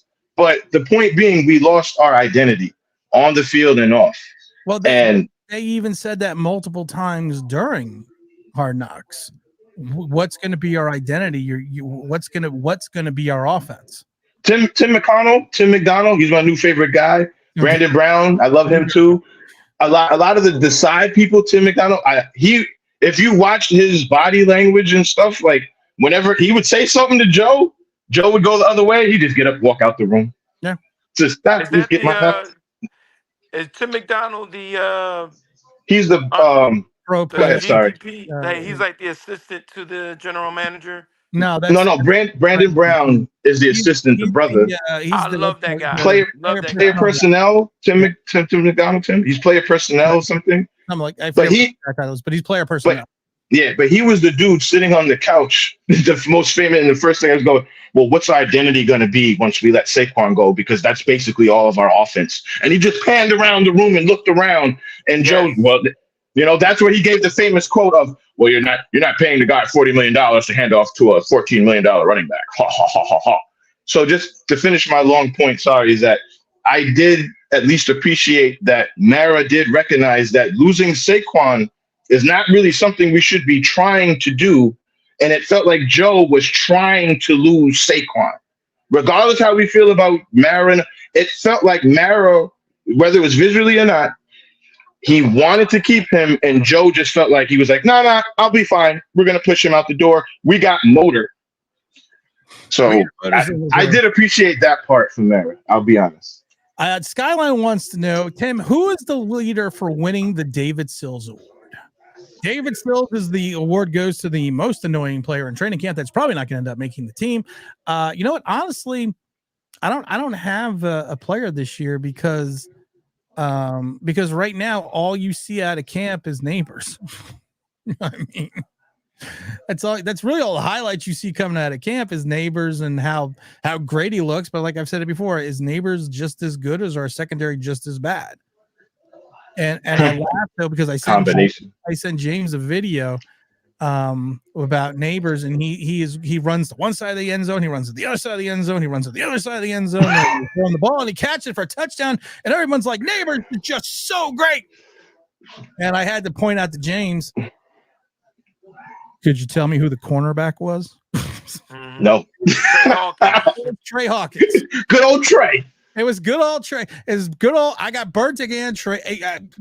Good old Elvis Patterson. I make look good. Trey Hawkins. Hey Tim, I'm in negotiations, right? With Reno Hightower. Wants to bring in Reno Hightower. Gotta have him with the white shoes, though. Gotta have the white shoes. He's gotten over the injury out of Taft High. He had that 3 touchdown game against Porterfield. He's got the white shoes, but the problem is we're going to need to bring in Reno Hightower. And people are like, what the fuck are they talking about? Of course, it's the movie The Best of Times with Robin Williams. We had a long conversation about this 80s movie, T-Brad and I, the other day. So I actually watched it. If you haven't watched it, go watch it. It's not a great movie, but not at all. It's cheesy funny. It has its moments. It has its moments. And I laugh because I used a other 80s movie reference the other day about Joe Shane, because I kept saying that, and I'm going to say it again. I think we need to get some adults in the room. I think it's time to move on from Kid Co. And Kid Co was another movie from the 80s. It was about these kids that sold manure to golf courses, and they ran it themselves, and all of a sudden the parents try to come in, and the adults try to come in and try to take over Kidco. And I always thought it was very apropos, because after watching that, and I brought the Kidco reference, I said, what's interesting? I think they are kid code because Joe Shane is full of shit. Yeah. Because some of the things that he says and some of the things that he does and some of the things they tried to make him be on this show, it was almost like it was the Joe Shane hour. It was almost, you know what I thought about the other day? To me, in some regards, it was like a video resume from when he needs to get his next job. Yeah. Yeah. You know what was funny about his family? When he asked his family, like, hey, yo, who do you think we should get? Every kid said quarterback. Yo, Carson. Even a little cute little daughter. Every kid, quarterback. Dad, you only got this job one time. Make the best of it. Oh, Go get the couch, just like, yeah, you're not gonna be the GM forever. Yo, Carson Shane, his son, Carson. I loved it because reality TV is scripted reality most of the time. This is probably the closest you're gonna get. But there's a scene that they're playing Uno, and his wife is all decked out, and she's got the sparkle hat on, and everything. Yeah.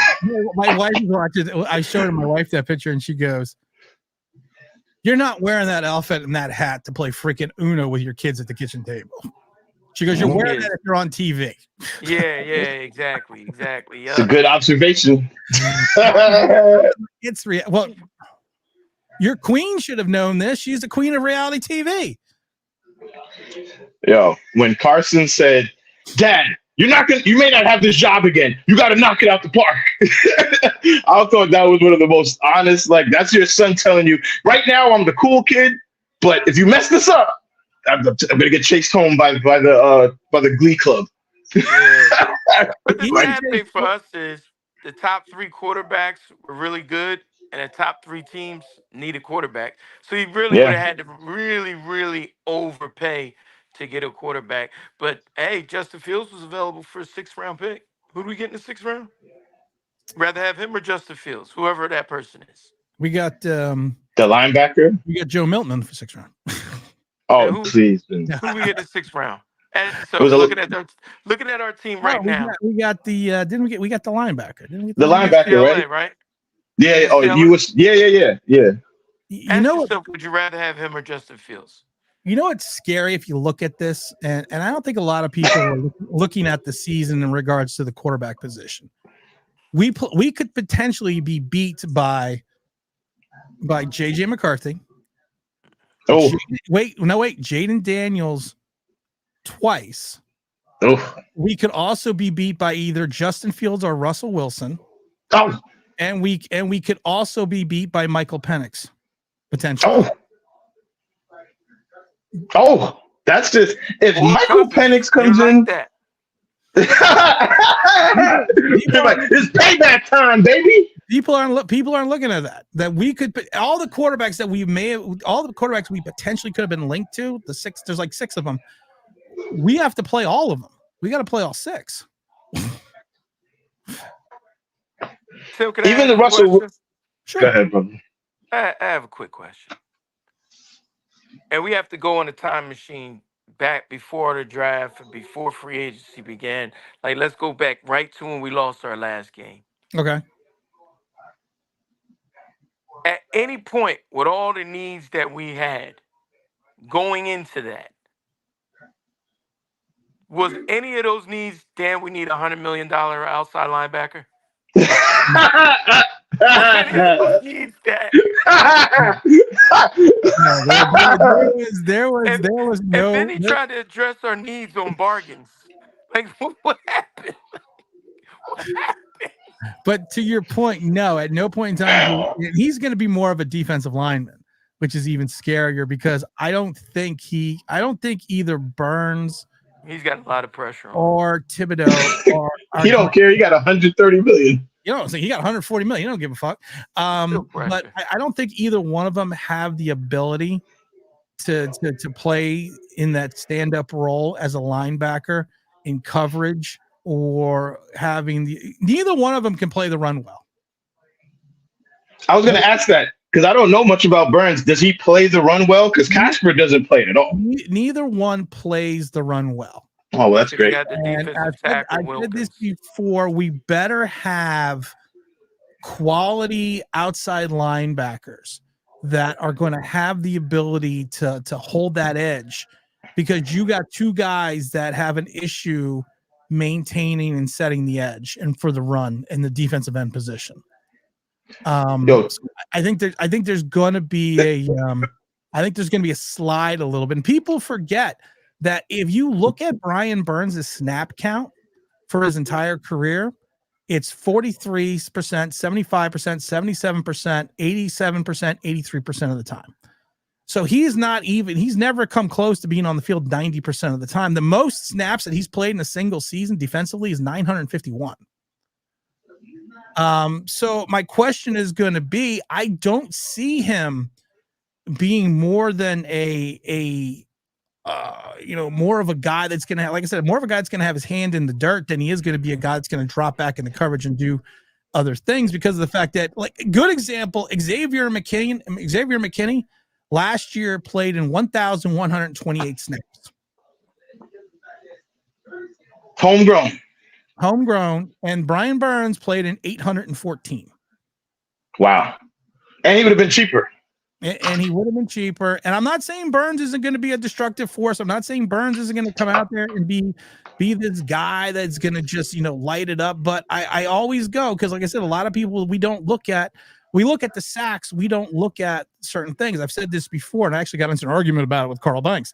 How many times did Brian Burns last year either have 0 or 1 solo tackle in a game?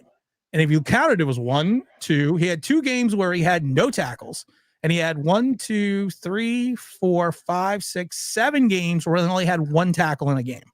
And then he also had a span where he went 4 games in a row with. He had one point in time, he had 6 games in a row with 1 sack. That's what $100 million look like. Who does this? Look at T-Brad's face. That looks so real. That's what $100 million look like. Damn. I think we need to. I gotta make that out of a. I gotta make that into a short. That was good. I don't know if you did that. It was pure fucking honesty. That was just like when people were telling me the other day that I literally felt my pain. I forgot what I said in one of the videos, and I got people like, I really felt the pain in your voice, Tim. That was pure honesty from T-Brad. The saddest thing is T-Brad said something that was so great. Our GM tried to fill holes that we really had by going to Dollar Tree, because our head coach, as Tim said earlier, hey, what do you really want on this team? Offensive linemen. Guess what, kids? We didn't draft 1 offensive lineman. We got them all, had to overpay for them and outbidding other teams. Guys that other teams didn't want. Then the other thing, our new D coordinator, what did he say he wanted on Hard Knocks? Linebackers. We didn't draft a linebacker until the 6th round. So the 2 things that 2 of your coaches on your staff said they wanted, you really didn't address as priority. I mean, sure, with the linemen we be paid for and all that, sure. But that could have been Saquon and Xavier money. But we had to outbid the Jets for a guy that his former team didn't want, just for perspective purposes. And for those that do not know, yak milk is delicious, according to all right, now you're playing around. No, it's now you're playing around. We also got Mark. I believe that is a real Mark Stewart in the chat. We got to say hello to Mark. Good afternoon. Good morning, Mark. We're going to be out of here in a few minutes. I want to make sure I didn't miss any wonderful comments. Let's see here. We got a lot of comments. We're going to have to do the comment show next week, I think. Let's see. Saquon is going to get hurt by week 6. That's good, because Daniel Jones should be hurt by week 2. Let's see here. I don't believe that. That's another weird thing that people are wishing for this guy to get hurt, too. Like, people are like, well, he's going to get hurt. Offensive line now. It's like, why do you think Saquon's going to get hurt, but you don't think Jones is going to get hurt? That is like, if you're going to say Saquon's going to get hurt by week 6, then you have to say Jones is going to be hurt by week 4. Like, be realistic in your hate. That you can't, because people don't even realize this. Daniel Jones got hurt, 2 neck injuries, ACL. It's the offensive line. Didn't Saquon run behind that same line? That doesn't count. For some reason, Saquon's injury prone. Doesn't he touch the ball a majority of times? Doesn't he like kind of part of our offense, the guy? Yeah, law of averages is that he will get hit more and hurt more. You're just talking fucking crazy. I want to point out one thing about the Eagles. and Saquon Barkley. They run better than us. And to T. Brad's point about the offensive line, who's actually playing behind an offensive line. Kelsey, their all-pro, soon-to-be Hall of Fame center, of course, retires. And I love it because you don't hear anything. I'm near Philadelphia. You don't hear anything out of Philadelphia that, Kelsey retired. This is going to be terrible. It's going to be this. No, because they drafted his replacement like 3 years ago. So, I mean, and when Kelsey got hurt, this kid already played. So they already they had the wherewithal to understand that he's our best offensive lineman, but he's also injury prone. He's also getting older. So let's already have his replacement on where? The roster? On standby. Yeah. Why would we have on the roster? That way you can learn a little bit and then play. Woo, how nice is that? I understand. What does William have to say? Hold on, I got to see what William's comment is here. I understand the Giants don't have the best roster, but y'all act like we don't really have any good players in key positions. Pass rushers, best defensive tackle, leave wide receiver. Oh, William. Okay. Hold on, let me do this for you. Okay, thank you. You got a long season ahead of you. Thank you. Brother Bill. Let me break this down to you. You said pass rushers. Are you counting Kayvon in that? Because Kayvon Thibodeau, if you ask around the league, is he really a top pass rusher in the league? No, he's not. He went 6 games last year at the end of the season without a sack. Best D tackle, fine. We'll ride with that. I love Dex. I love sexy Dex. We'll ride with that. I agree. Wide receiver 1, Malik Nabers has not caught an official NFL pass yet to date. Yep. Just everything he's done is in college or practice. Most of it without pads. And he's cooking up young DBs who aren't even established themselves. He's cooking up guys that we're probably going to cut. So that's that. Cornerback 1, Deontay Banks, he looks good. He can't cover the whole field. And we don't know what's going to happen after he changes defense to Shane Bowen from Wink Martindale. And middle linebacker, hey, we all like Bobby Okereke, but he is not the biggest guy on the field. As far as linebackers. People forget this, and William probably forgets it because he's stupid. Who wanted Deontay Banks? There was someone that not here, not in this room. Who wanted him so badly that he almost tackled Joe Shane after they drafted him. Does anyone remember that? Was it? I don't remember. It was Wink. Oh, Wink guy, great. Literally put Shane in a bear hug when they got Banks. Banks he plays that style. He plays the Wink style. He plays the Marcus Peters style. I'm helping William because he seems like he's stupid. This is called football, William. So before you come in here and act like a fucking don't go. I was trying to help him out. You know what? I gotta get off the air, but the last fucking comment gotta be a gosh darn moron who doesn't know shit about football. So you want to come in here and make a stupid comment? A nice comment. Make your correct comments and learn the sport outside the Giants because you sound like a fucking moron. Oh, damn. And notice, William, you didn't mention anything about the offensive line. No, didn't mention anything about so if the offensive line is crap, then the team's going to be crap. I can say wide receiver is the only place where we got better. And if you look at us as a team, and this is why we feel this well, William, if you look at us as a team in the NFL, NFL is what? A passing league, right? What's the worst position we have on our offense? All right. And NFL is what? A passing league. What's the weakest part of our defense? Mr. Fitz, thank you, though. Things that we all agree on, that's why we think the way we think. It's not even thinking the way you think. Here's the thing that sums it up to me 100%. The Giants and the Carolina Panthers are probably are the worst rated, pretty much considered the worst rated rosters in the entire league. And if you look at Pro Football Focus and a couple other places, they had their rankings come out, and the Carolina Panthers were 32nd roster wise, talent wise on the roster. Giants were 31st. We trade for the best player on the Carolina Panthers, and we're only one spot above the Panthers. Look at you, Does that not sum it up for you? Hey, y'all think we haters? We're haters? Based on facts. I mean, I tell people I don't make these things up. They're on the internet. You can go look for them yourselves. I mean, and for William, because he disappeared because I had to put him in timeout. It's called Google. We didn't get Khalil Mack. That's for sure. I mean, yeah, we didn't. I'm not even going to get into the Khalil Mack, Brian Burns thing. I'm not even getting into that. And if that guy was so good, don't you think a young and up and coming team that has a young quarterback, and don't you think they would want to keep that guy?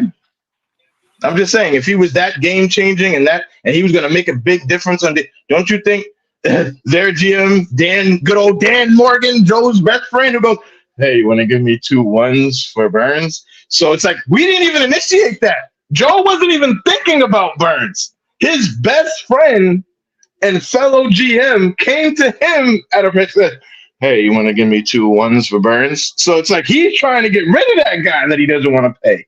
And Joe went, "Ooh, yeah, I can make a splash, baby." Ooh. And I think that's what it was. He was trying to make headlines. Trying to make headlines. Nothing. If you look at what we broke down, you cannot tell us we got better with that one person losing the 2 people we got and creating holes. We didn't get better.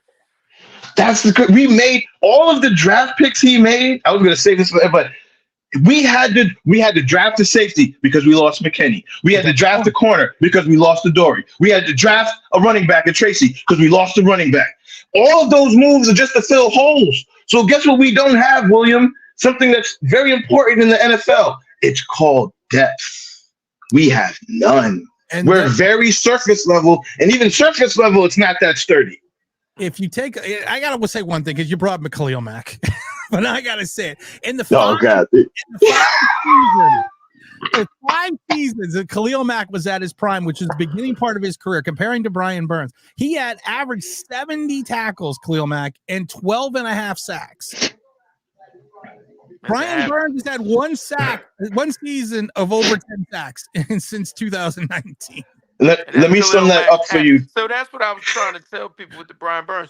We didn't get a Khalil Mack type of impact player. We got a guy who's pretty damn good on a bad defense. He was a pretty guys. For a bad team. We didn't get a JPP as far as I'm concerned. He's not even 8 fingers. And basically, for all you slow people, what Tim is saying, if we combined Casper and Burns, you still wouldn't have Khalil Mack. You could combine them in their stats, and they still wouldn't do what Khalil Mack has done his first 5 years. I got to get to these last couple comments I got to get here. Mark from Barbados. I haven't seen Mark in a long time. Everything is the O-line besides the GM. Hope his picks start panning out. They better start panning out. But wait a minute. We picked up like McKeithen and what's the other big kid that we got in the draft? Who? The offensive lineman. The offensive lineman? Yeah, the offensive lineman. He drafted McKeithen, and I can't remember who else he drafted. We didn't draft any offensive linemen. All those were from free agents. I'm saying in history. Copy. Joe Shane, because to Mark's about point, Neil. I was gonna say Evan Neal. That's his big. That guy's on the pup list right now. He got McKeithen, Jonathan Azuda. He also drafted Evan Neal. Well, he picked Zuda up from USC. Zuda from USA. He also picked up John Michael Schmidt. So he's tried to get off. Here's my thing. He drafted so far Darren Beavers, McKeithen, DJ Davidson, McFadden, Dane Belton, Dane Bellinger, Cordell Flott, Joshua Zuda, Wandale Robinson, Evan Neal, Kayvon Thibodeau. We got Owens, Jordan Riley, Trey Hawkins, Gray, Hyatt, Schmitz, and Banks. And the last year's draft, you already can say he flamed out on Owens, Riley, Hawkins, and Gray. So more than 2/3 of his draft is pretty much he's flamed out on, unless there's some kind of miraculous. And Neal is teetering. And Needle is, and like, don't worry, you can't. What was that famous comment that Joe Shane said? Mr. Smugness, you know what, guys? It's pretty hard to screw up when you have 5 and 7. That's gonna come. We're gonna put that on his epitaph. It's like, we're telling you, But somehow he found a way to do it. 5 and 7. I will never forget that comment because I even said in one of the videos, and I got blasted for it, if he gets one of these picks wrong, he's going to look like a moron. And not because he got it wrong, but because he so smugly said, well, how can you screw up 5 and 7? I'm not really a good general manager yet because who could screw up 5 and 7? A bad general manager. I want you guys to go online and check the Madden rankings and just check Kayvon Thibodeau and tell me who he's ranked under and who he's above. Because I'm just going to tell you, in Madden, and I know it's a football, but Madden is a pretty close thing to the real thing as for a video game. They have Kayvon Thibodeau ranked under Motor Singletary and 1 point above Darius Slayton. That's a top 5 pick around guys who were picked in like the 3rd and 5th round. I'm just saying. That's all. Just check the Madden rankings and look at your team. Look where Daniel Jones is ranked in comparison to Bo Nix and Bryce Young. Look at, like Tim said, use your phone for something other than videotaping yourself. Use Google. Just use it. I have to laugh because one of my son's friends was over. And we have all the old game systems, and he loves Sonic, and he was playing Sonic the Hedgehog downstairs, and they're all having a great time. He's playing Sonic, and he goes to me, he goes, "This is great." I'm like, "Why is it great?" He goes, "Because he's like, I've never played Sonic before without ads." What is that? That's what I was. Ads? What is He that? play on his phone. Advertisement. Oh. He's on the phone, so he's never played Sonic before when they didn't have ads. Wow. I was like, wow, that's the life that we live in now. Should I play Wow. Tecmo Bowl when it had no pause? The Giants, we don't play Denver, do we? I hope so. We play Denver? I don't know. I don't see us winning more than 4 games. That's for sure. No, I'm just 5. I'll give us wondering 5. because I'll of the give us fact 5. that there was. I wanted to see if I had to put Bo Nix on the list. Players, quarterbacks. Damn, you know what though? I almost want to say we do because I feel like when you were running down the list, and I was thinking about we don't play. We don't. No, all right. I know we play a lot of the teams like you were saying where we passed on quarterbacks or quarterbacks like Fields and Wilson and T-Bat said that we could have had, and we're gonna play those guys. So we're gonna see. No, yeah. I heard Fields is looking great in practice. By it's funny. The first 2 games of the season, we play the Vikings and the Commanders, so we could potentially be playing J.J. McCarthy and Jaden Daniels the first 2 games of the season. I just want to come out and say we're going to win those 2 games, and then we're going to fall off the cliff after. I hope we do. That's my prediction. That's my personal prediction. You heard it here first. We're going to win those first 2 games and then fall off the cliff after. I think we're 1-1 because we're playing the Commanders. I don't see us beating Atlanta. Minnesota, maybe. I don't see us beating No, Atlanta. it's Minnesota and Washington, the first 2 games. Hell no. I don't see us beating Washington. The second game is in Washington. Hell no, we don't beat Washington. I think we're 1-1. Yeah. I think we're 1-1. I'd be delighted to be 1-1. I think we're going to be 2-0. He's going to look good, and then we play Cleveland after Washington, and I think Myles Garrett is going to bring us back to reality. Mark also says Kayvon Thibodeau needs to be consistent going into this game. Evan Neal's looking more like a bust. I'm still hoping I hope Evan Neal pans out. And Kayvon Thibodeau, I don't have a problem with Kayvon Thibodeau. My problem with Kayvon Thibodeau is he that's why we call him Casper. He disappears. He does. The last 6 games of the season, he didn't have a sack. Do you know how hard it is to play a whole game of football and you're on the line and you only have 1 tackle, solo tackle? Do you know how crazy that is? And he had like a 4-sack game too. Like remember he had that one crazy game. He had like 7.5 sacks and 4. Yeah. Because he had the one big game, against Washington? And he had like 4. Yeah, then he had the loss. He had the sack. He had 3 sacks. I think it was 4 games. He had 7.5 sacks. So he had almost 2/3 of his sacks in 4 games. The thing is this, and this is what I was talking about with consistency. back in the day, when that first year at 6-10 year with Joe Judge, people forget about King of the almost sack. We gave him all that money, and the Giants were teetering on trying to make the playoffs. They just came up like 7-up against Seattle, and we needed a dominant performance in the next couple weeks to get those additional wins, so we could try it against the playoffs. Leonard Williams disappeared. Leonard Williams had like no tackles or one tackle. He disappeared for like 4 straight games. And no one really talked about it because we gave him all that money. And I get weirded out a little bit with the Kayvon Thibodeau thing, because we talk about a destructive force that he is, but to everyone's point, he had the majority of his sacks in like 3 games. There's 17 games in a season. So you need to play a little, you had 11.5 sacks, but you got to play consistent, to Mark Hernandez's point.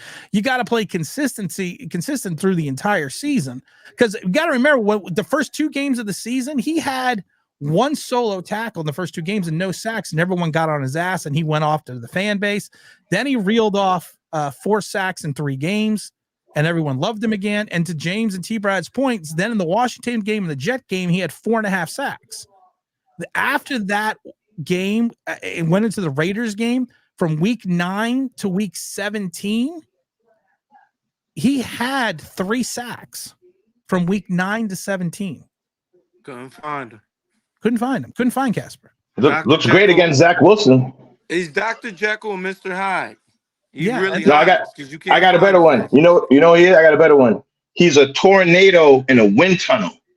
But if you put him out in the open, he just doesn't have the impact. Now the issue with this though, Brian Burns, even in his big season, does the same thing as Kayvon Thibodeau. And I've said this before over and over again.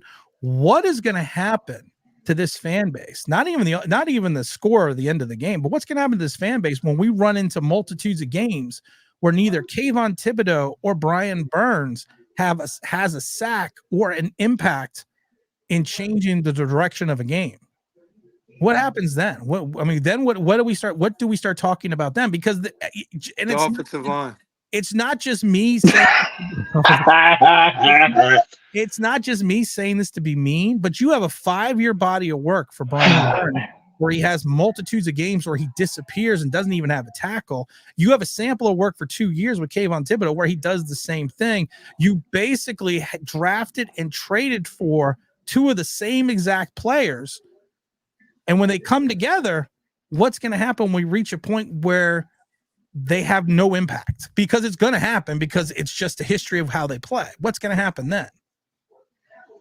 We're going to coin the phrase the ghost connection with Casper and Slimer. Don't knock Slimer, man. I'm not, but Slimer, he would disappear too. He'd come eat some food, he'd go through the wall, slime somebody, and he disappeared. I'm just trying to figure that. All right, guys, I got to get out here. I'm really late because I got to get out of here. All right, brother, don't get in trouble now. I'm probably going to get in trouble because I was supposed to be off at noon. Is now 12:13. I want to thank everyone for coming in today. I want to thank the Dahmer. I want to thank OGR. I want to thank Big Don. I want to thank James. I want to thank T. Brad. And as always, guys, every Sunday you can catch us here because this is the Giant Sunday. This is Tim. This is T. Brad. This is New York Giants Sports. Powered by Blue LLC. Thanks everyone for tuning in, and we are out of here.